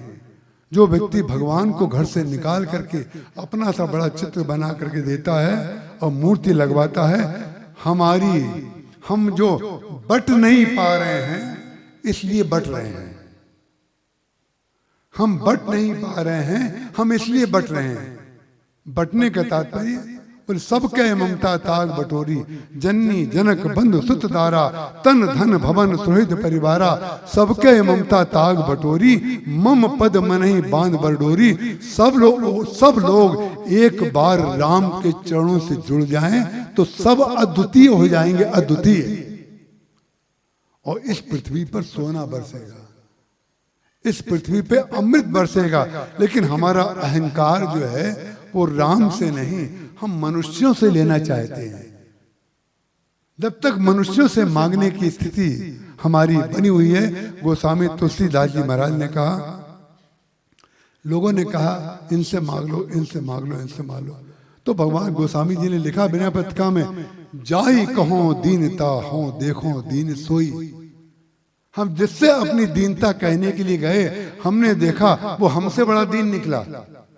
तो जब हमसे बड़ा दीन वो है, माने भिखारी तो सब हैं, हम जिससे मांगते हैं वो हमसे बड़ा भिखारी है। क्योंकि जितना हमें चाहिए जो उतना दे देता है, वो उससे ज्यादा कमाएगा तभी तो आपको देगा। और कमाएगा कहाँ से? भगवान के सामने जाकर के कहता है, महाराज ये दे दीजिए, प्रभु ये दे दीजिए। जाई कहो दीनता हो देखो दीन सोई। और गोस्वामी तुलसीदास जी महाराज कहते हैं, स्वार्थ परमार्थ सकल सुलभ एक ही और, अरे द्वार दूसरे दीनता तुलसी उचित न तोर। हमारा स्वार्थ और हमारा परमार्थ जब केवल राम जी के दरबार में ही हो जाता है, तो दूसरे के दरबार में जाने की आवश्यकता क्या है? लेकिन दूसरे लोग क्या कहेंगे? उन्होंने कहा, अगर आप हमें सशरीर स्वर्ग नहीं पहुंचा पाएंगे तो हम विश्वामित्र के पास चले जाएंगे। उन्होंने चुनौती दी वशिष्ठ जी के ब्रह्मत्व को। ध्यान रखिएगा, अगर आप हमें नहीं देंगे तो हम अपने गुरु विश्वामित्र को बना लेंगे। तो वशिष्ठ जी ने कहा, जैसे आपकी इच्छा, जो आपको उचित लगे वो करिए। हमें जो उचित लगा हमने बताया, जो आपको उचित लगे वो करिए। ये चले गए, विश्वामित्र जी के पास गए। वो रजोगुण से भरे हुए विश्वामित्र जी, उन्होंने कहा कि हम स्वर्ग जाना चाहते हैं सशरीर। बोले स्वर्ग तो तुम जाना चाहते हो, मैं समझ गया, लेकिन एक बात बताओ, तुम्हारे गुरु तो वशिष्ठ है, तुम उनके पास नहीं गए क्या? बोले उनके पास तो मैं गया, लेकिन उन्होंने ये कहा कि सशरीर स्वर्ग नहीं जाया जा सकता है। तो विश्वामित्र जी ने कहा कि वशिष्ठ ने कहा है कि सशरीर स्वर्ग नहीं जाया जा सकता है, तो मैं तुमको भेज के दिखाऊंगा। बस सारे लोग इसी चक्कर में अपने ये जो बाल ज्यादा पक रहे हैं, मालूम है किस कारण से? ये डाई जो ज्यादा बिक रही है, उसका कारण केवल एक ही है कि जो उसने करके नहीं दिखाया वो हम करके दिखाएंगे। अच्छे खासे काले बाल लेकर के आए थे और सफेद कर लिए, इसलिए कर लिए कि उसने जो नहीं करके दिखाया वो हम करके दिखाएंगे। ये अहंकार है हमारा, ये परिपक्वता नहीं है। सफेद बाल परिपक्वता के प्रतीक होते हैं, अब वही बाल अगर अहंकार के प्रतीक हो जाएं, माने परिपक्वता को आप दिखाना नहीं चाहते हैं, आप अपरिपक्वता को दिखाना चाहते हैं, परिपक्व नहीं। जिसको देखो आजकल बड़ी मुश्किल हो गई है, उम्र पता लगाना मुश्किल। आधार कार्ड इसीलिए तो बना है, ताकि आधार तो पता चले इनका, आधार तो पता चले भाई इनका आधार क्या है जीवन का। इसीलिए आधार बना है कि सबका आधार पता करने के लिए। तो परिणाम क्या हो, इन्होंने कहा हम करके दिखाएंगे। विश्वामित्र जी महाराज ने उनके ऊपर जल छिड़का और मंत्र का उच्चारण किया, और जहां ही मंत्र का उच्चारण किया त्रिशंकु जमीन से उठने लगा। जब उठने लगा और ऊपर पहुंच गया, बहुत ऊपर पहुंच गया, तो देवताओं ने इंद्र से कहा, महाराज दूसरा इंद्र आ रहा है। जितने बड़े हैं उनको यही टेंशन रहता है दूसरा बड़ा ना आ जाए। जितने बड़े हैं उनको रात को जो नींद की गोली लेनी पड़ती है मात्र इसलिए कि हमारी कुर्सी दूसरे को ना मिल जाए। हमारी कुर्सी दूसरे को ना मिल जाए, ये मानसिक बीमारी है। ये ऐसी मानसिक बीमारी है, अरे भाई हर मार्च में पतझड़ होगा और नए पत्ते आएंगे, ये प्रकृति का सत्य है। जो व्यक्ति प्रकृति के सत्य को मानता है, ना दूसरे को धोखे में रखता है, वो सीधी सीधी बात बता देता है, भाई फरवरी महीने तक तो हरे पत्ते हैं।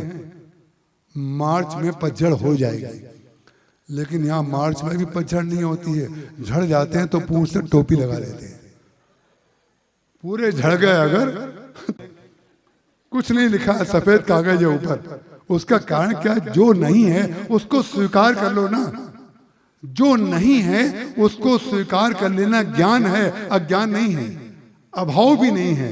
लेकिन उन्होंने ऊपर जाने लगे तो देवताओं ने इंद्र से कहा, महाराज ये दूसरा आ रहा है। बोले कौन आ रहा है? बोले विश्वामित्र जी ने भेजा है, ये दूसरा इंद्र बनने वाला है। बोले अच्छा। बस ऊपर से सारे के सारे देवता आए और विश्वामित्र जी के पास आकर के खड़े हो गए और बड़ी स्तुति की।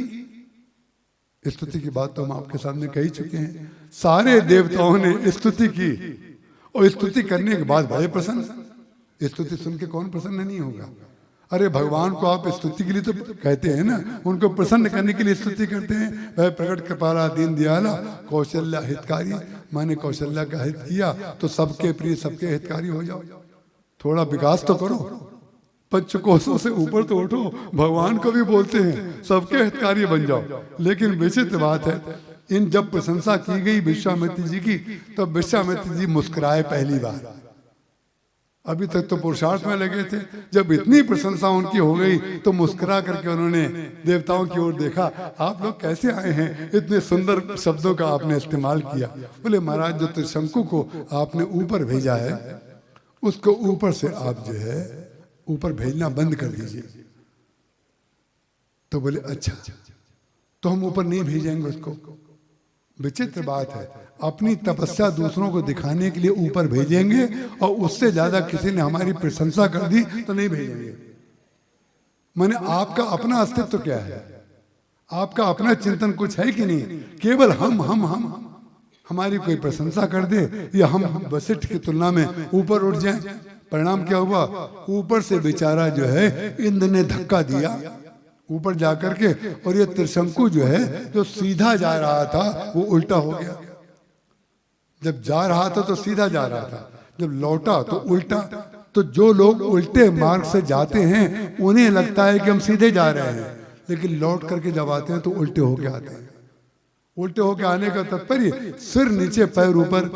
तो सिर नीचे पैर ऊपर जिसके होते हैं उसका नाम क्या है?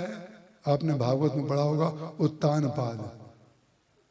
वो उत्तानपाद भी वही थे जिन्होंने अपनी एक पत्नी सुमति की बात नहीं मानी, सुनीति की बात नहीं मानी, सुमति की बात मानी। सुमति की जो बात नहीं मानेगा, जो सुनीति की बात नहीं मानेगा, अपनी पत्नी की बात जो प्रिय है अपनी, उसकी प्रिय की बात मानेगा और सुनीत की बात नहीं मानेगा। परिणाम क्या होगा? वो भी उत्तानपाद हो गए। अंत में जाकर के ध्रुव को तो ब्रह्म पद मिल गया, वो अपने पुत्र को देना चाहते थे लेकिन उसको तो नहीं मिला, अंत में जाकर वो मारा गया। यही जो उत्तानपाद थे, बोले ये त्रिशंकु आज उत्तानपाद हो गए, पैर ऊपर हो गया और सिर नीचे हो गया। जो व्यक्ति अपनी सुरुचि के लिए अनर्थ कर दे और सुनीति की अवहेलना कर दे, वो उत्तानपाद हुए बगैर नहीं रह सकता है। जब नीचे लटके तो उसके मुंह से लार टपकने लगी।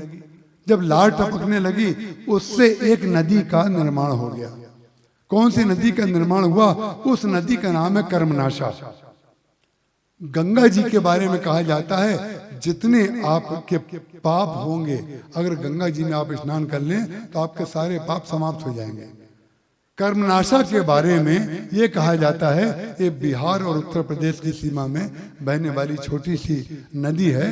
पहले हम लोग जब प्रयागराज से बनारस जाते थे तो वो उसके पुल के ऊपर से जाते थे। आजकल डबल पुल बन गए तो वो जो बोर्ड लगा रहता था वो नीचे चला गया। अभी भी बहती है वो कर्मनाशा। विचित्र बात है, जितने आपने पुण्य किए हैं वो नष्ट हो जाएंगे। तो बिहार का था लड़का और उत्तर प्रदेश की थी लड़की। विवाह तय हो गया तो बिहार के लड़के वालों ने कहा कि भाई हम बारात कैसे लेकर के जाएं, क्योंकि रास्ते में तो कर्मनाशा नदी पड़ती है और कर्मनाशा नदी में जो पैर रखेगा उसका सारा पुण्य नष्ट हो जाएगा। इसलिए जो हम कैसे जाएंगे? बोले आप चिंता मत करिए, हम उसकी व्यवस्था करेंगे। लेकिन वहाँ के जो आचार्य थे उन्होंने कहा भी आप जैसे भी जाओ, हम तो विवाह कराने नहीं जाएंगे।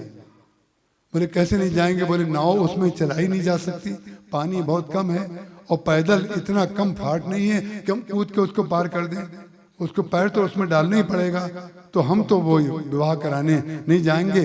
कुल के पुरोहितों ने मना कर दिया कि हमारे सारे पुण्य खत्म हो जाएंगे, हम इसलिए कर्मनाशा में नहीं जाएंगे, हम विवाह कराने उत्तर प्रदेश में नहीं जाएंगे।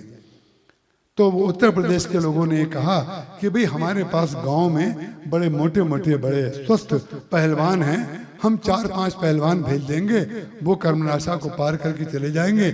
आपके जो 4 प्रमुख आचार्य हैं उनको कंधे पे बैठा के ले आएंगे, तो उनको कोई दिक्कत नहीं होगी। सारे आचार्य मान गए बात को, और जब मान गए तो बारात आई। लो जो आचार्य जी थे, जब कर्मनाशा नदी आई तो उन्होंने कहा वो पहलवान कहाँ हैं? तो पहलवान लाए गए, भी ये हैं। तो 4 पहलवानों के ऊपर 4 आचार्य जी बैठ गए अपना थैला लेके, और जब बैठ गए और जब चलने लगे तो उसमें सबसे बड़े जो आचार्य थे उनको लेकर के जो पहलवान चल रहा था उसका पैर फिसल गया और बीच में नदी में गिर गया। और जहां नदी में गिरा उसी समय बड़े भारी आचार्य चिल्ला करके बोले, अरे मूर्ख, तेरा सत्यानाश हो जाए, तूने मेरे सारे के सारे पुण्य नष्ट कर दिए। हमारे महाराज जी ने कहा उन आचार्य जी के पुण्य नष्ट होते तो बाद में दिखाई दिए, पुण्य तो पहले ही नष्ट हो चुके थे। कैसे पुण्य नष्ट हो चुके थे? जो दूसरे के पुण्यों को नष्ट करके अपने पुण्यों को बचाना चाहता है, उसके पुण्य कैसे बचेंगे? ध्यान रखिएगा, दूसरे के पुण्य को बचाने के लिए आप कार्य करेंगे तब आपका पुण्य बचेगा। अब दूसरे के पुण्य को वो नरक में जाए, और हम ऐसे बड़े बड़े ज्ञानियों को भी अंत में जाके विश्वामित्र जी महाराज को जब सारी साधना करने के पश्चात उनको लगा हरि बिनु मरई न निश्चर पापी, भगवान के बगैर ये निशाचर मरेंगे नहीं, तो अयोध्या में जाकर के वो भगवान को मांगने के लिए गए। बहुविधि करत मनोरथ, जात लाग नहीं बार। पहले मनोरथ कर रहे थे पुरुषार्थ के, हम ये करेंगे, अब ये करेंगे। अब जो मनोरथ कर रहे हैं विश्वामित्र जी, जब मैं अयोध्या में जाऊंगा तो भगवान राम और लक्ष्मण कैसे लग रहे होंगे। यही है भाव राज्य। हमने महाराज जी से पूछा था, कल्पना में भी और भाव में, दोनों में अंतर क्या है? कल्पना में भी आप कल्पना करते हैं, भाव में भी आप कल्पना करते हैं, दोनों का अंतर क्या है? तो महाराज जी ने कहा जो कल्पना संसार के लिए की जाती है वो कल्पना है, और जो कल्पना भगवान के लिए की जाती है वो भाव है। कल्पना एक ही है, यही है एक एक सूत्र जीवन को बदल देने वाला। एक वाक्य का उत्तर अगर हम गुरुदेव से पूर्ण होना चाहें तो एक वाक्य के उत्तर में हम अपनी चमड़ी की उतार करके जूती भी बना दें तो उनके एक वाक्य से भी पूर्ण नहीं हो पाएंगे। इतनी कृपा उन्होंने की है। बोले कि जब विश्वामित्र जी महाराज आज क्या कर रहे हैं? आज वशिष्ठ का चिंतन नहीं कर रहे हैं, आज वशिष्ठ के पुत्रों की बातें और त्रिशंकु की बातें कोई याद नहीं आ रही हैं। माने जब आप भगवान की ओर बढ़ते हैं तो हमारा जो हृदय है वो विकार रहित हो जाता है। जो मैं कल कह रहा था, याज्ञवल्क्य जी ने कहा कि मैंने पहले शंकर जी की कथा इसलिए सुनाई कि मैं देखना चाहता था कि तुम विकार रहित हो कि नहीं, और भगवान को पाने के लिए विकार रहित कौन है? बोले शंकर जी की कथा को श्रद्धा और विश्वास जिसके जीवन में पहले घनित हो जाए, अब मैं जान गया कि तुम बिल्कुल समस्त विकार से रहित हो। आज विकार रहित हो गए विश्वामित्र जी। कैसे विकार रहित हो गए? जब तक पुरुषार्थ कर रहे थे, जब तक पंच कोशों के द्वारा प्रगति के पथ पर चल रहे थे, पुरुषार्थ के पथ पर चल रहे थे, तो पुरुषार्थ आपको अधिक से अधिक अहंकार की पूर्ति दिला देगा। इससे ज्यादा पुरुषार्थ आपको कुछ नहीं दिला पाएगा। और जिस दिन वो पुरुषार्थ भूल गए, हरि बिनु मरहि न निश्चर पापी, भगवान के बगैर ये दुर्गुण दुर्विचार हमारे जीवन से दूर नहीं होंगे। तो जाने लगे, सरजू जी रास्ते में आई, सरजू जी में उन्होंने स्नान किया। स्नान करने के बाद भगवान के दरबार में गए, दशरथ जी के दरबार में गए और दशरथ जी ने उनके चरण प्रक्षालन किए, बैठाया और ये पूछा, आप किस प्रकार से आए हैं, क्या आपको चाहिए? तो विचित्र बात है, उन्होंने कहा, अनुज समेत देहु रघुनाथा, निश्चर बद में हो बसना था। आज भी मांगने आए हैं और पहले भी मांग रहे थे। पहले कामधेनु मांग रहे थे, आज कामधेनु जिनकी कृपा से आती है उसको मांग रहे हैं। अंतर केवल इतना ही है, पहले पैसा मांग रहे थे और अब पैसा जिसकी कृपा से आता है उसको मांग रहे हैं। जे सकाम नर सुनहि जगावई, सुख संपत्ति नाना विधि पावई। जो सकाम व्यक्ति भी भगवान की कामना करता है, भगवान की स्तुति करता है, तो जे सकाम नर सुनहि जगावई, सुख संपत्ति तो आप मांगते हैं, लेकिन उसमें गोस्वामी जी ने कहा नाना विधि पावई, ऐसी विधियों से सुख संपत्ति वो दे देते हैं आपको जो मांगा है वो, और जिसको आप जानते भी नहीं है कि क्या मांगना चाहिए वो भी दे देते हैं।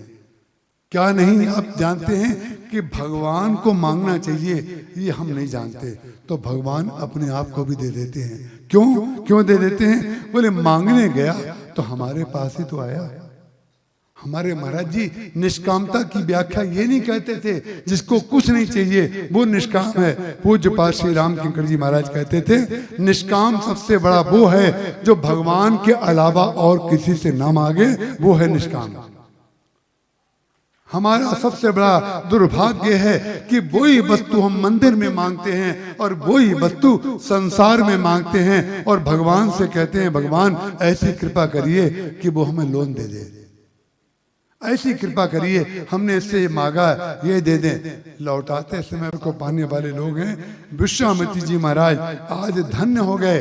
जा करके बस दशरथ जी ने महाराज ने कहा, मांगो, आप चाहें धन मांगिए, मांगो भूमि धेनु धन कोसा, सर्वस देऊं आज सहरोसा।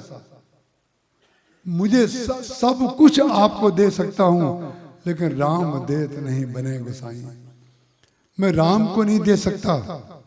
उस समय महाराज वशिष्ठ जी महाराज कहते हैं, देखिए वशिष्ठ जी जिनके 100 पुत्रों की मृत्यु हो गई है और विश्वामित्र मारने वाला सामने खड़ा है, अगर भगवान हमारे हृदय में आ गए हैं तो हमारे अंदर से राग द्वेष पहले निकल जाएगा।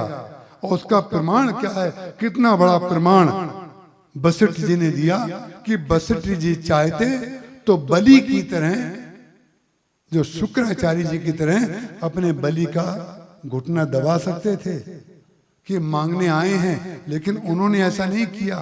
यही तो शुक्राचार्य जी में और वशिष्ठ में अंतर है। उन्होंने कहा देहु भूप मन हर्षित, दे दो, देहु भूप मन हर्षित, तजो मोह अज्ञान, और इनका भी कल्याण होगा और तुम्हारा भी कल्याण हो जाएगा, तुम्हारा इसमें यश होगा। परिणाम क्या हुआ? उन्होंने राम को दिलवा दिया, कामधेनु नहीं दी। तो किसी पत्र में कभी छपा था महाराज जी के समय कि ये लोग जो हैं कितने स्वार्थी होते हैं। ब्राह्मण शब्द लिखा, जैसे मैंने आपको कहा था कि ट्रक से कुचल के हरिजन बालक की मृत्यु। जब हमारी बुद्धि कुमति होती है तो ट्रक से कुचल करके हरिजन बालक की मृत्यु लिखने की क्या जरूरत है? और ट्रक से तो बच्चा किसी का भी कुचल सकता है, गलती चाहे ड्राइवर की हो चाहे बच्चे की हो, वो तो दुर्घटना है।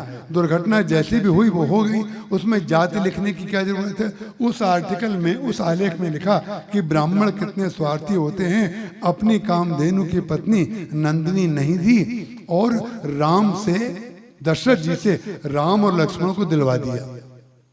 इसका तात्पर्य क्या है? ये क्षुद्र बुद्धि वाले लोग जो हैं जो छोटा छोटा लिख करके अपने को लेखक और बुद्धिजीवी मानते हैं, वो लोग भगवान राम की लीलाओं का रहस्य क्या जाने। हमारे महाराज जी ने, संतों ने इसका रहस्य खोला।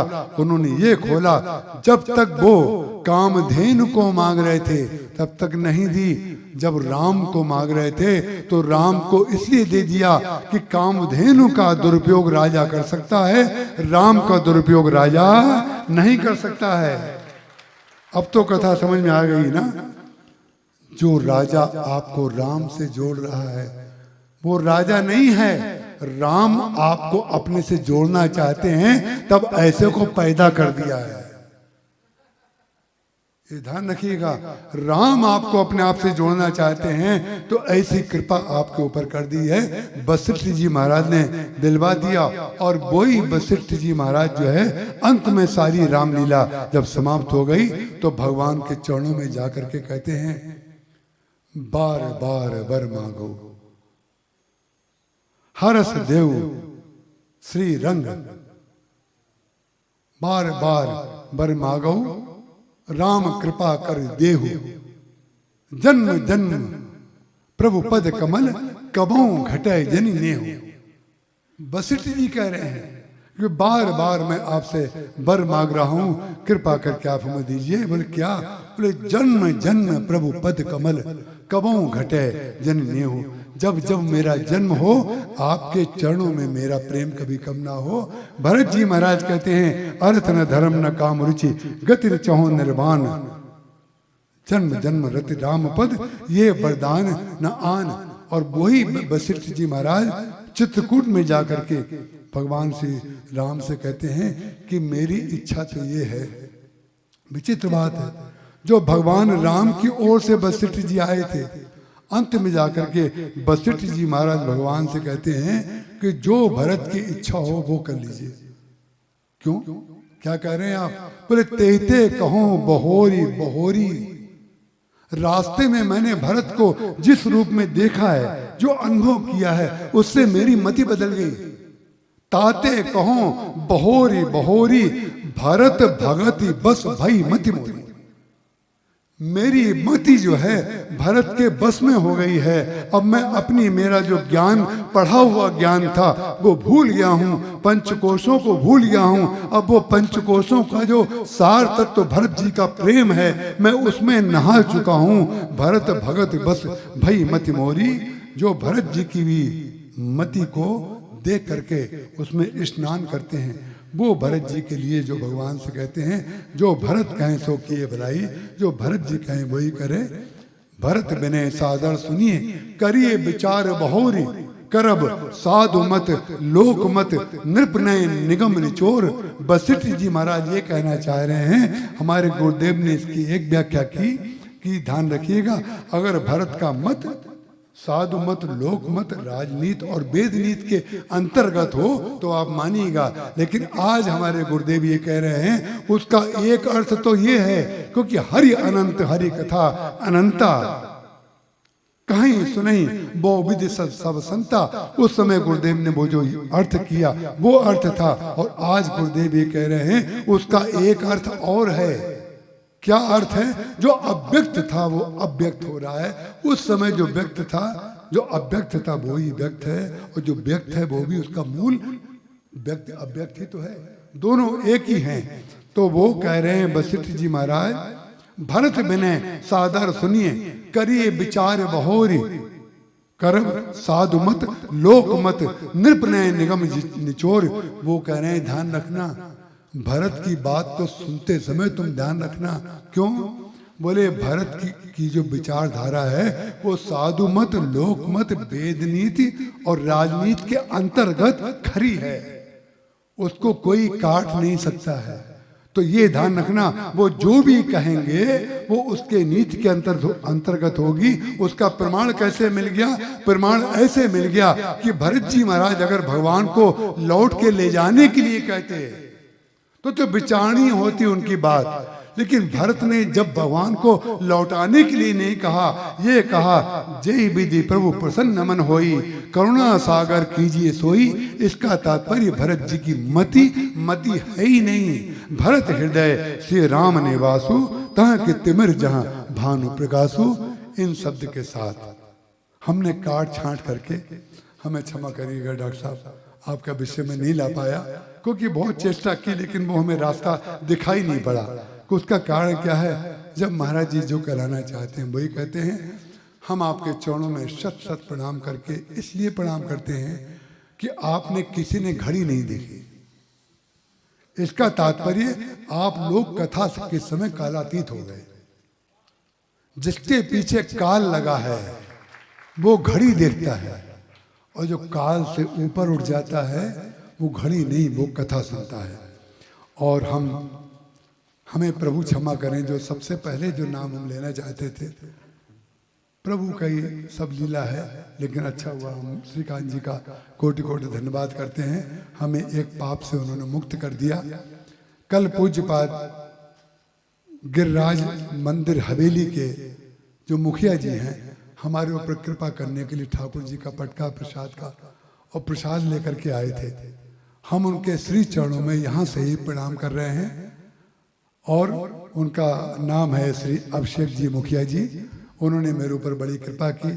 श्रीनाथ जी का प्रसाद, श्रीनाथ जी का प्रसाद हमें सिंघानिया जी ने दर्शन कराए थे उदयपुर में जाकर के। हम बार बार कहते हैं भाई एक बार और करा दीजिए। इतने दिव्य दर्शन महाराज, जो लोग ना गए हों श्रीनाथ जी के दर्शन करने, आप एकदम मोहित हो जाएंगे भगवान के ऊपर जाकर के। इतना दिव्य वातावरण है, लेकिन कभी न कभी शायद जाना होगा। आप सबके प्रति मैं बहुत बहुत आभारी हूँ। आपने किसी ने घड़ी नहीं देखी, और ठाकुर जी की कृपा रही। अगर ये शरीर कुछ और कार्य भगवान लेना चाहते हैं और ये बना रहा, किसी के तंत्र मंत्र का प्रभाव अगर इस पर नहीं पड़ा, तब तंत्र मंत्र आजकल तो भाई बड़े बड़े, क्योंकि यहाँ पर शंकर पैदा हो गए हैं। दूसरी जगह तो दूसरे पैदा होते हैं, इस शहर में शंकर पैदा हो गए हैं, और वो पता नहीं क्या क्या तंत्र मंत्र कराते रहते हैं। उसका कारण क्या है, ध्यान रखिएगा। तंत्र मंत्र जंत्र जितने भी सिद्ध होंगे, वो जब भगवान की इच्छा वही होगी तो होंगे। भगवान चाहेंगे तो आप तंत्र मंत्र करें या ना करें। जब गांधारी ने श्री कृष्ण को शाप दे दिया कि जैसे मैं अपने पुत्रों के वियोग में रो रही हूं, ऐसे तुम्हें भी पुत्रों का वियोग सहना पड़ेगा, तो भगवान कृष्ण ने यही कहा, अरे माँ, आपने सारे जीवन अपनी आंखों में पट्टी बांधी, इतना आपने तप किया, और उसके तप का परिणाम आपने वो दिया जो मेरी ही इच्छा थी। आपका जो दिया हुआ शाप है वो इसलिए पूरा होगा कि संजोग से यही इच्छा मेरी थी। उसकी जगह अगर कहीं ये शाप आप मुझे ना देती और आप ये कह देती, कृष्ण जो हुआ सो हुआ, हम तुम्हारे चरणों में प्रेम चाहते हैं, तो प्रेम तो हमारा सहज स्वरूप है। श्री कृष्ण प्रेम के अतिरिक्त और दे क्या सकते हैं। हम आपके सबके चरणों में प्रणाम करते हैं। ठाकुर जी की कृपा रही तो हम इसी स्थान पर आपको दोबारा से मिलेंगे। बहुत बहुत धन्यवाद, मंगल कामना, आशीर्वाद। पुरुषोत्तमाचार्य जी को जो है हम पुरुषोत्तमाचार्य बनाए बगैर नहीं छोड़ेंगे। पुरुषोत्तम जी भले ही कहते हो, सुनीता क्या कहती है मुझे पता नहीं है। सुनीता जी मैंने सुना तो है कभी, लेकिन बोलूंगा नहीं। सुनीता जी कुछ बोलती तो हैं, लेकिन हम मानसरोवर की यात्रा में गए थे, तो हम और डॉक्टर वर्मा और रश्मि जी और पुरुषोत्तमाचार्य जी, ये सब चारों पांचों आदमी एक ही कमरे में ठहरे थे। तो उस समय इनका हाल पता चला, इनको चश्मे का ही पता नहीं, ये चश्मा कहाँ रखते हैं, दवाई कहाँ रखते हैं। तो सुनीता बहुत थकी हुई थी। सुनीता ने उन्होंने कहा कि हमारी दवाई कहाँ रखी है। बोले मैं थकी हुई हूँ, आपकी दवाई देखूंगी। तो ये पुरुषोत्तमाचार्य जिस दिन बन जाएंगे, अपने पैरों पे खड़े हो जाएंगे। आप सबके प्रति बहुत बहुत धन्यवाद। जाओ सुनाम भवे सज, हरण घोर त्रैशूल, सो कृपाल मोहि तो पर, रहो सदा अनुकूल, सियावर रामचंद्र की जय। अब हनुमान जी का झंडा लहराएगा। आंजनेय आते जो ना व्यथित धरा के बीच, भूमि भार हारी को स्नेह से उठाता कौन, कौन लांग पाता भला प्रबल पयोनिधि को, स्पंदनी विदेह जाको धीरज धराता कौन। लंका को जला के मार जीते निशाचरों को, प्रीतम प्रिया का मधु मिलन कराता कौन। राम गुण गायक बनाता कौन, किंकर को प्रभु के पताका को फहराता कौन। लहर लहर लहर लहर लहराई रे झंडा बजरंग बली का। लहर लहर लहराई रे झंडा बजरंग बली का। लहर लहर लहराई रे झंडा बजरंग बली का।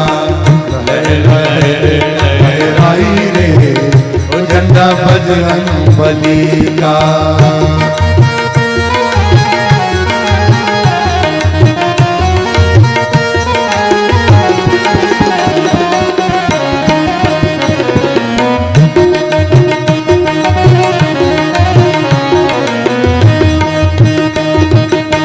इस झंडे में क्या क्या गुण हैं, बड़े बड़े गुण हैं, बड़े बड़े गुण हैं। लंका में आग लगाई रे वो झंडा बजरंग बली का। लंका में आग लगाई रे वो झंडा बजरंग बली का। लहर लहर लहराई रे वो झंडा बजरंग बली का। लहर लहर लहराई रे झंडा बजरंग बली का।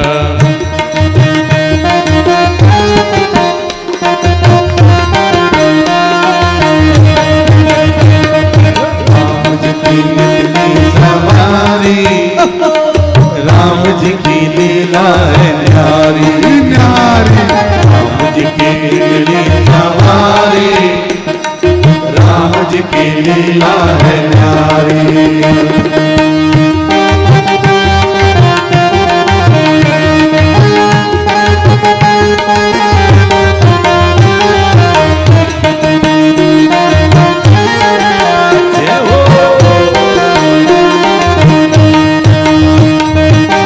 इस झंडे में क्या क्या गुण हैं, बड़े बड़े गुण हैं, बड़े बड़े गुण हैं।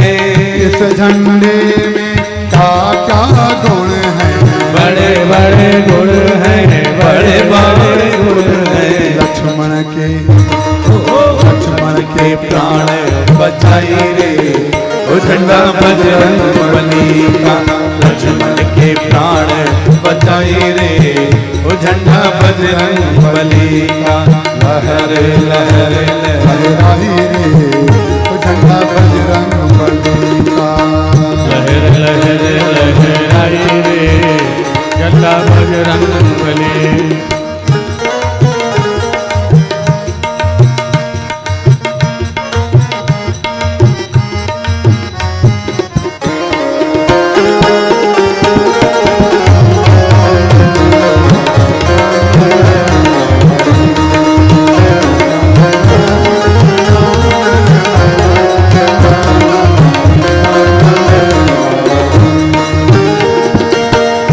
झंडे में क्या क्या गुण हैं, बड़े बड़े गुण हैं, बड़े बड़े गुण हैं। भाई से भाई मिलाए वो झंडा बजरंग बली का। लहर लहराई रे वो झंडा बजरंग बली का। इस झंडे में क्या क्या गुण हैं, बड़े बड़े गुण हैं, बड़े बड़े गुण हैं। राम जी को राजा बनाई रे वो झंडा बजरंग बली का। राम जी को राजा बनाई रे वो झंडा बजरंग बली का। लहर लहर लहरा भलाई रे जंगा बजरंग बली का। आंजनेय आते जो न व्यतीत धरा के बीच, भूमि भार भारी को स्नेह से उठाता कौन, कौन लाग पाता भला प्रबल पयो,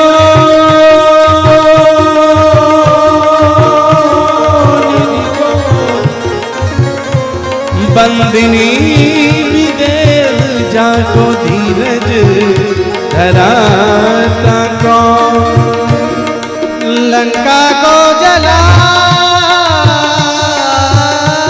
के मारे जीत निशाचरों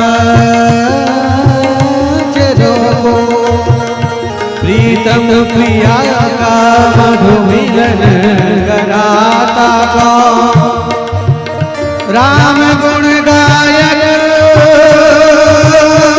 गायक,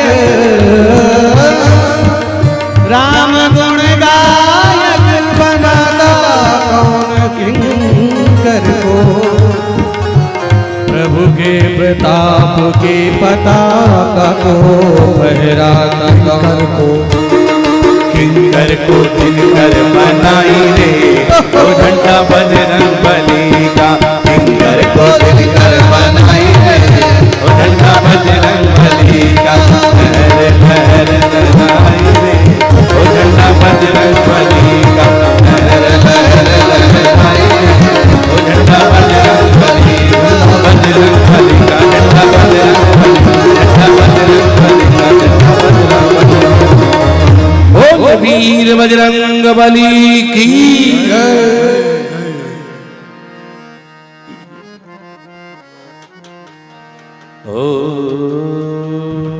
जय सिया राम। अब आरती होगी। मैं आदरणीय विधानसभा पूर्व विधानसभा अध्यक्ष गौरी शंकर अग्रवाल जी, विजय अग्रवाल जी, अशोक अग्रवाल जी, आप सबको आमंत्रित करता हूँ आरती में आए। कन्हैया अग्रवाल जी, डॉक्टर मरहरिया जी एवं नायक साहब, जय भैया, आप सबको मैं ससम्मान आरती में आमंत्रित करता हूँ।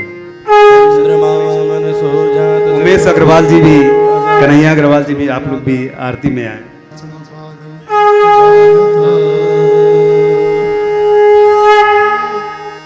आरती श्री रामायण जी की,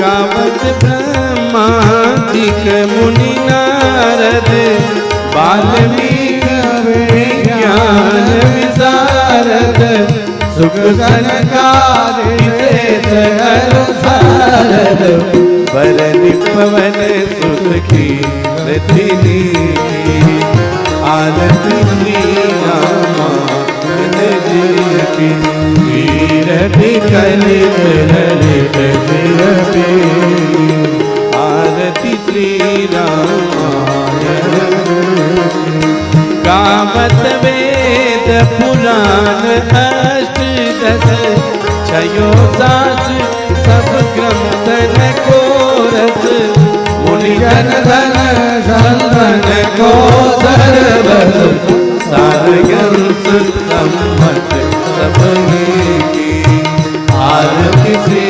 रामायण जी की, कीरति कलित ललित सिरपी, गावत संतत शंभु भवानी, अरुघट संभव मुनि विज्ञानी, व्यास आदि कवि बल बखानी, काव्य गरुड़ की, आरती श्री रामायण जी की, कीरति कलित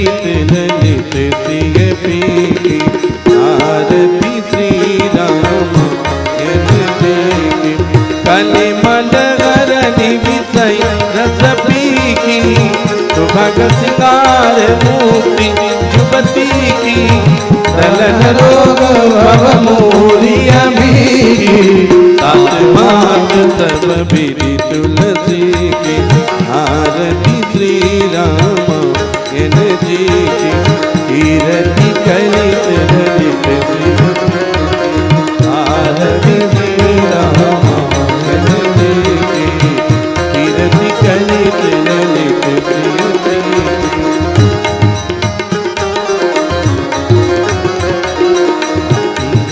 कलित ललित श्री।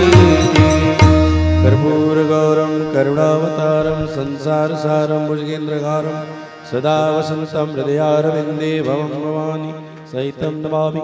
लोकाभिरामं रणरङ्गधीरं राजीवनेत्रं रघुवंशनाथं कारुण्यरूपं करुणाकरं तं श्रीरामचन्द्रं शरणं प्रपद्ये। मनोजवं मारुततुल्यवेगं जितेन्द्रियं बुद्धिमतां वरिष्ठं वातात्मजं वानरेन्द्रमुख्यं श्रीरामदूतं शरणं प्रपद्ये। त्वमेव माता च पिता त्वमेव बन्धो च सखा त्वमेव विद्या द्रविणं त्वमेव सर्वं मम देव देव। बोलिए श्यावर रामचंद्र भगवान की, पवन सुत हनुमान की, उमापति महादेव की, श्री गुरुदेव भगवान की, स्वामी तुलसीदास जी महाराज की, गंगा मैया की जय। जय सीता राम।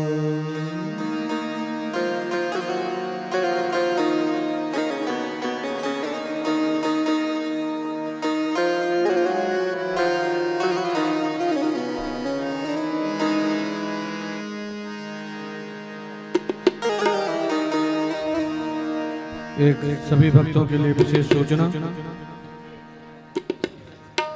महाराज जी के 2 ग्रंथ सरित सागर और हनुमत स्तवन जिनको भी प्राप्त करना है वो बाहर स्टॉल लगा हुआ है, वहाँ से बड़े सुंदर काव्य ग्रंथ और गद्य ग्रंथ हैं दोनों, तो जिनको भी प्राप्त करना है वो बाहर स्टॉल से प्राप्त कर सकते हैं। श्री राम जय राम जय जय राम,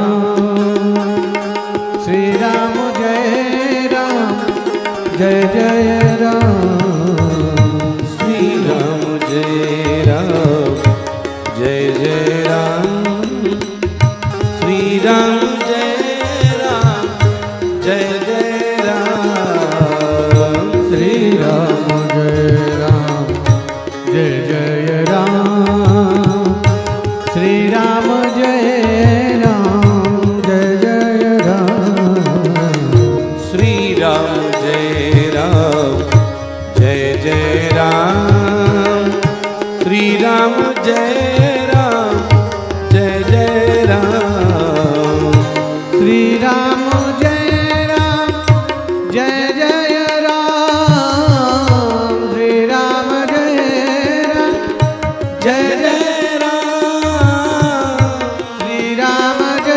राम जय जय राम, श्री राम जय राम,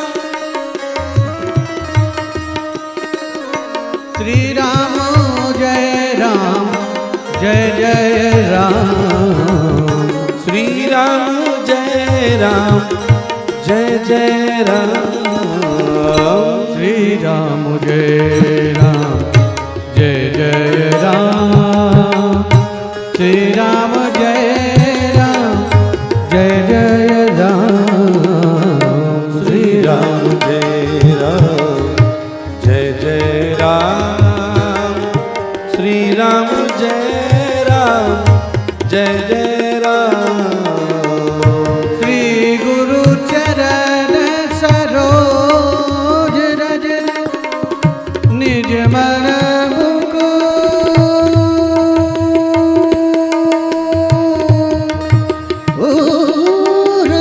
सुधा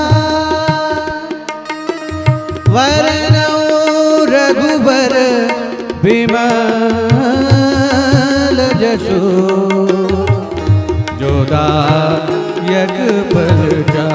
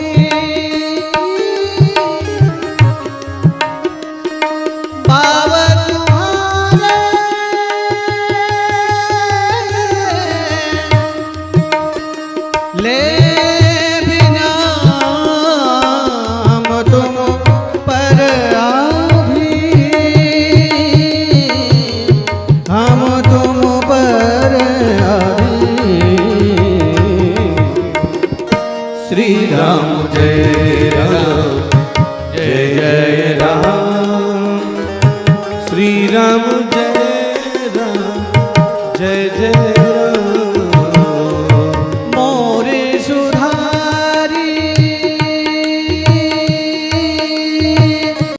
सो सब भांति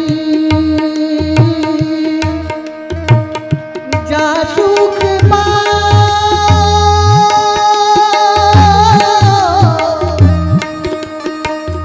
कृपा नहीं कृपाय घाति कृपाय घाति कृपाय घाति श्री राम जय राम जय जय राम श्री राम जय राम जय जय राम श्री राम जय राम जय जय राम श्री राम जय जय राम राम नाम मणि दीप धरि जीह दे हरि द्वार तुलसी भीतर बाहिरों जो चाहसी उजियार श्री राम जय राम जय जय राम श्री राम जय राम जय जय राम श्री राम जय राम जय जय राम जय राम जय जय राम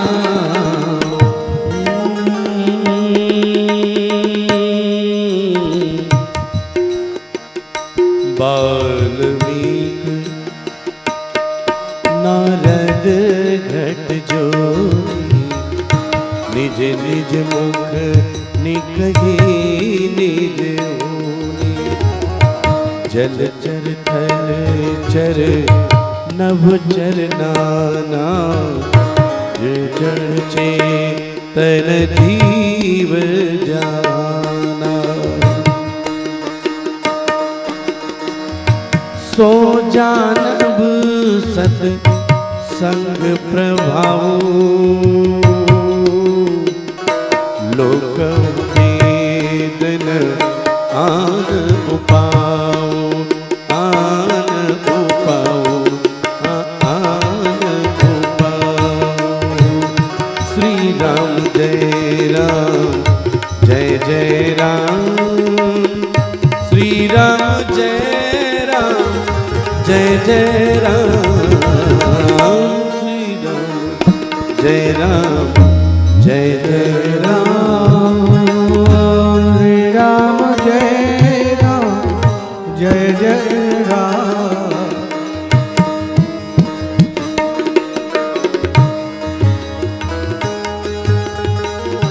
मोर सुधारी सो सब भांति जासु कृपा नहीं कृपाय घाति मोरे तुम प्रभु गुरु पितु माता जाओ कहत जी पद जल जाता सट सुधराई सत्संगत पाई पारस परस कुधात सुहाई प्रतिपति सुरस कुसंगत परही फन मन समनि जगुन अनुसरही श्री राम जय राम जय जय राम श्री राम जय राम जय जय राम जय राम जय जय राम श्री राम जय राम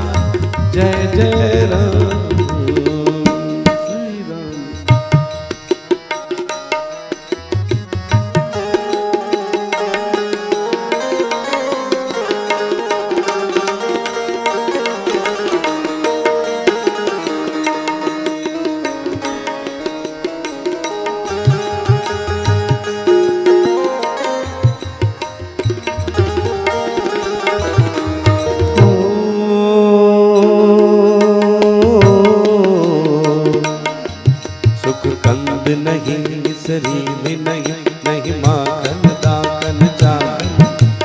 नाग मिले पुर राजन में हस के कित के कछुबाचन सुख जेति सुशील प्रवीण भले हम ढूंढे बहु विदिलाखन सुख है सुख तो सुख ही कही है इन प्यारी प्यारी के आंगन में श्री राम जय राम जय जय राम श्री राम जय राम जय जय राम श्री राम जय राम जय जय राम श्री राम जय राम जय जय राम।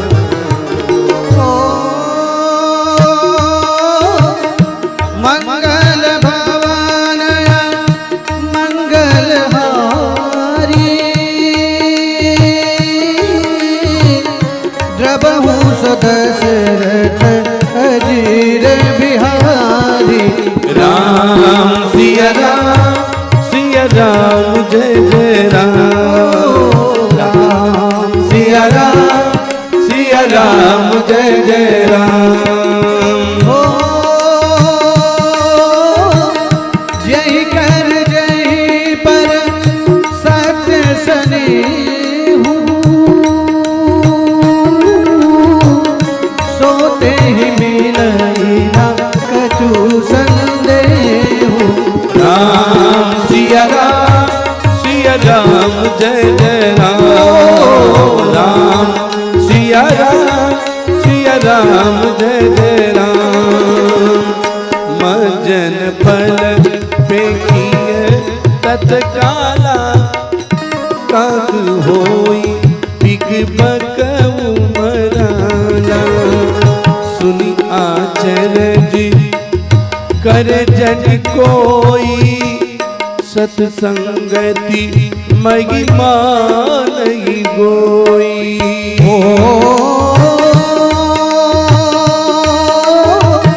दीन दयाल बिरद संभारी हरहु नाथ मम संकट भारी राम सिया राम जय जय राम राम सिया राम जय जय राम जहि विधि होई नाथ हित मोरा करहु सुबेगी दास मैं तोरा राम सिया राम जय जय राम राम सिया राम जय जय राम हो विधि हरि हरि कवि को विद्वानी कहत साधु महिमा सकुचानी सो मोसन कई जात न कैसे साक बनिक मणिगोर गल जैसे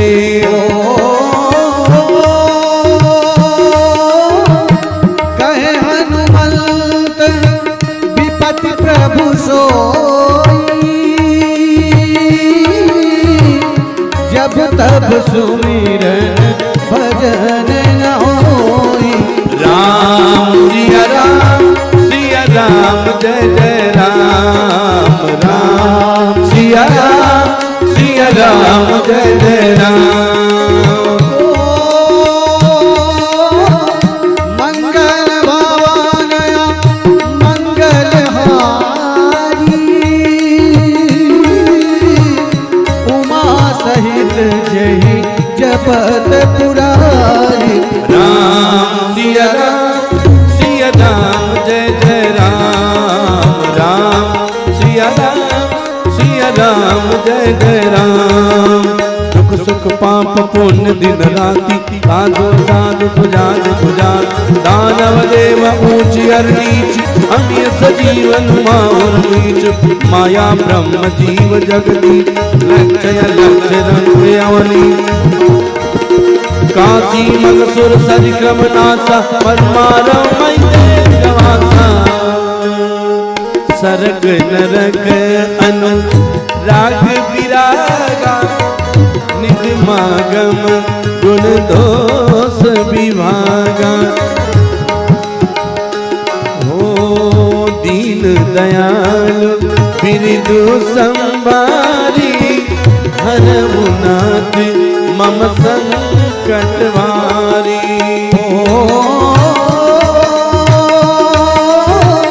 धन्य धन्य मैं धन्य पुरारी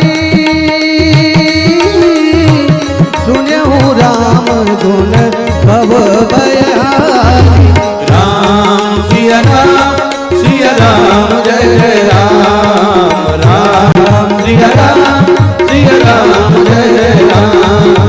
राम सिया राम जय राम सिया राम जय राम सिया राम जय राम। बोलिए सियावर रामचंद्र भगवान की जय।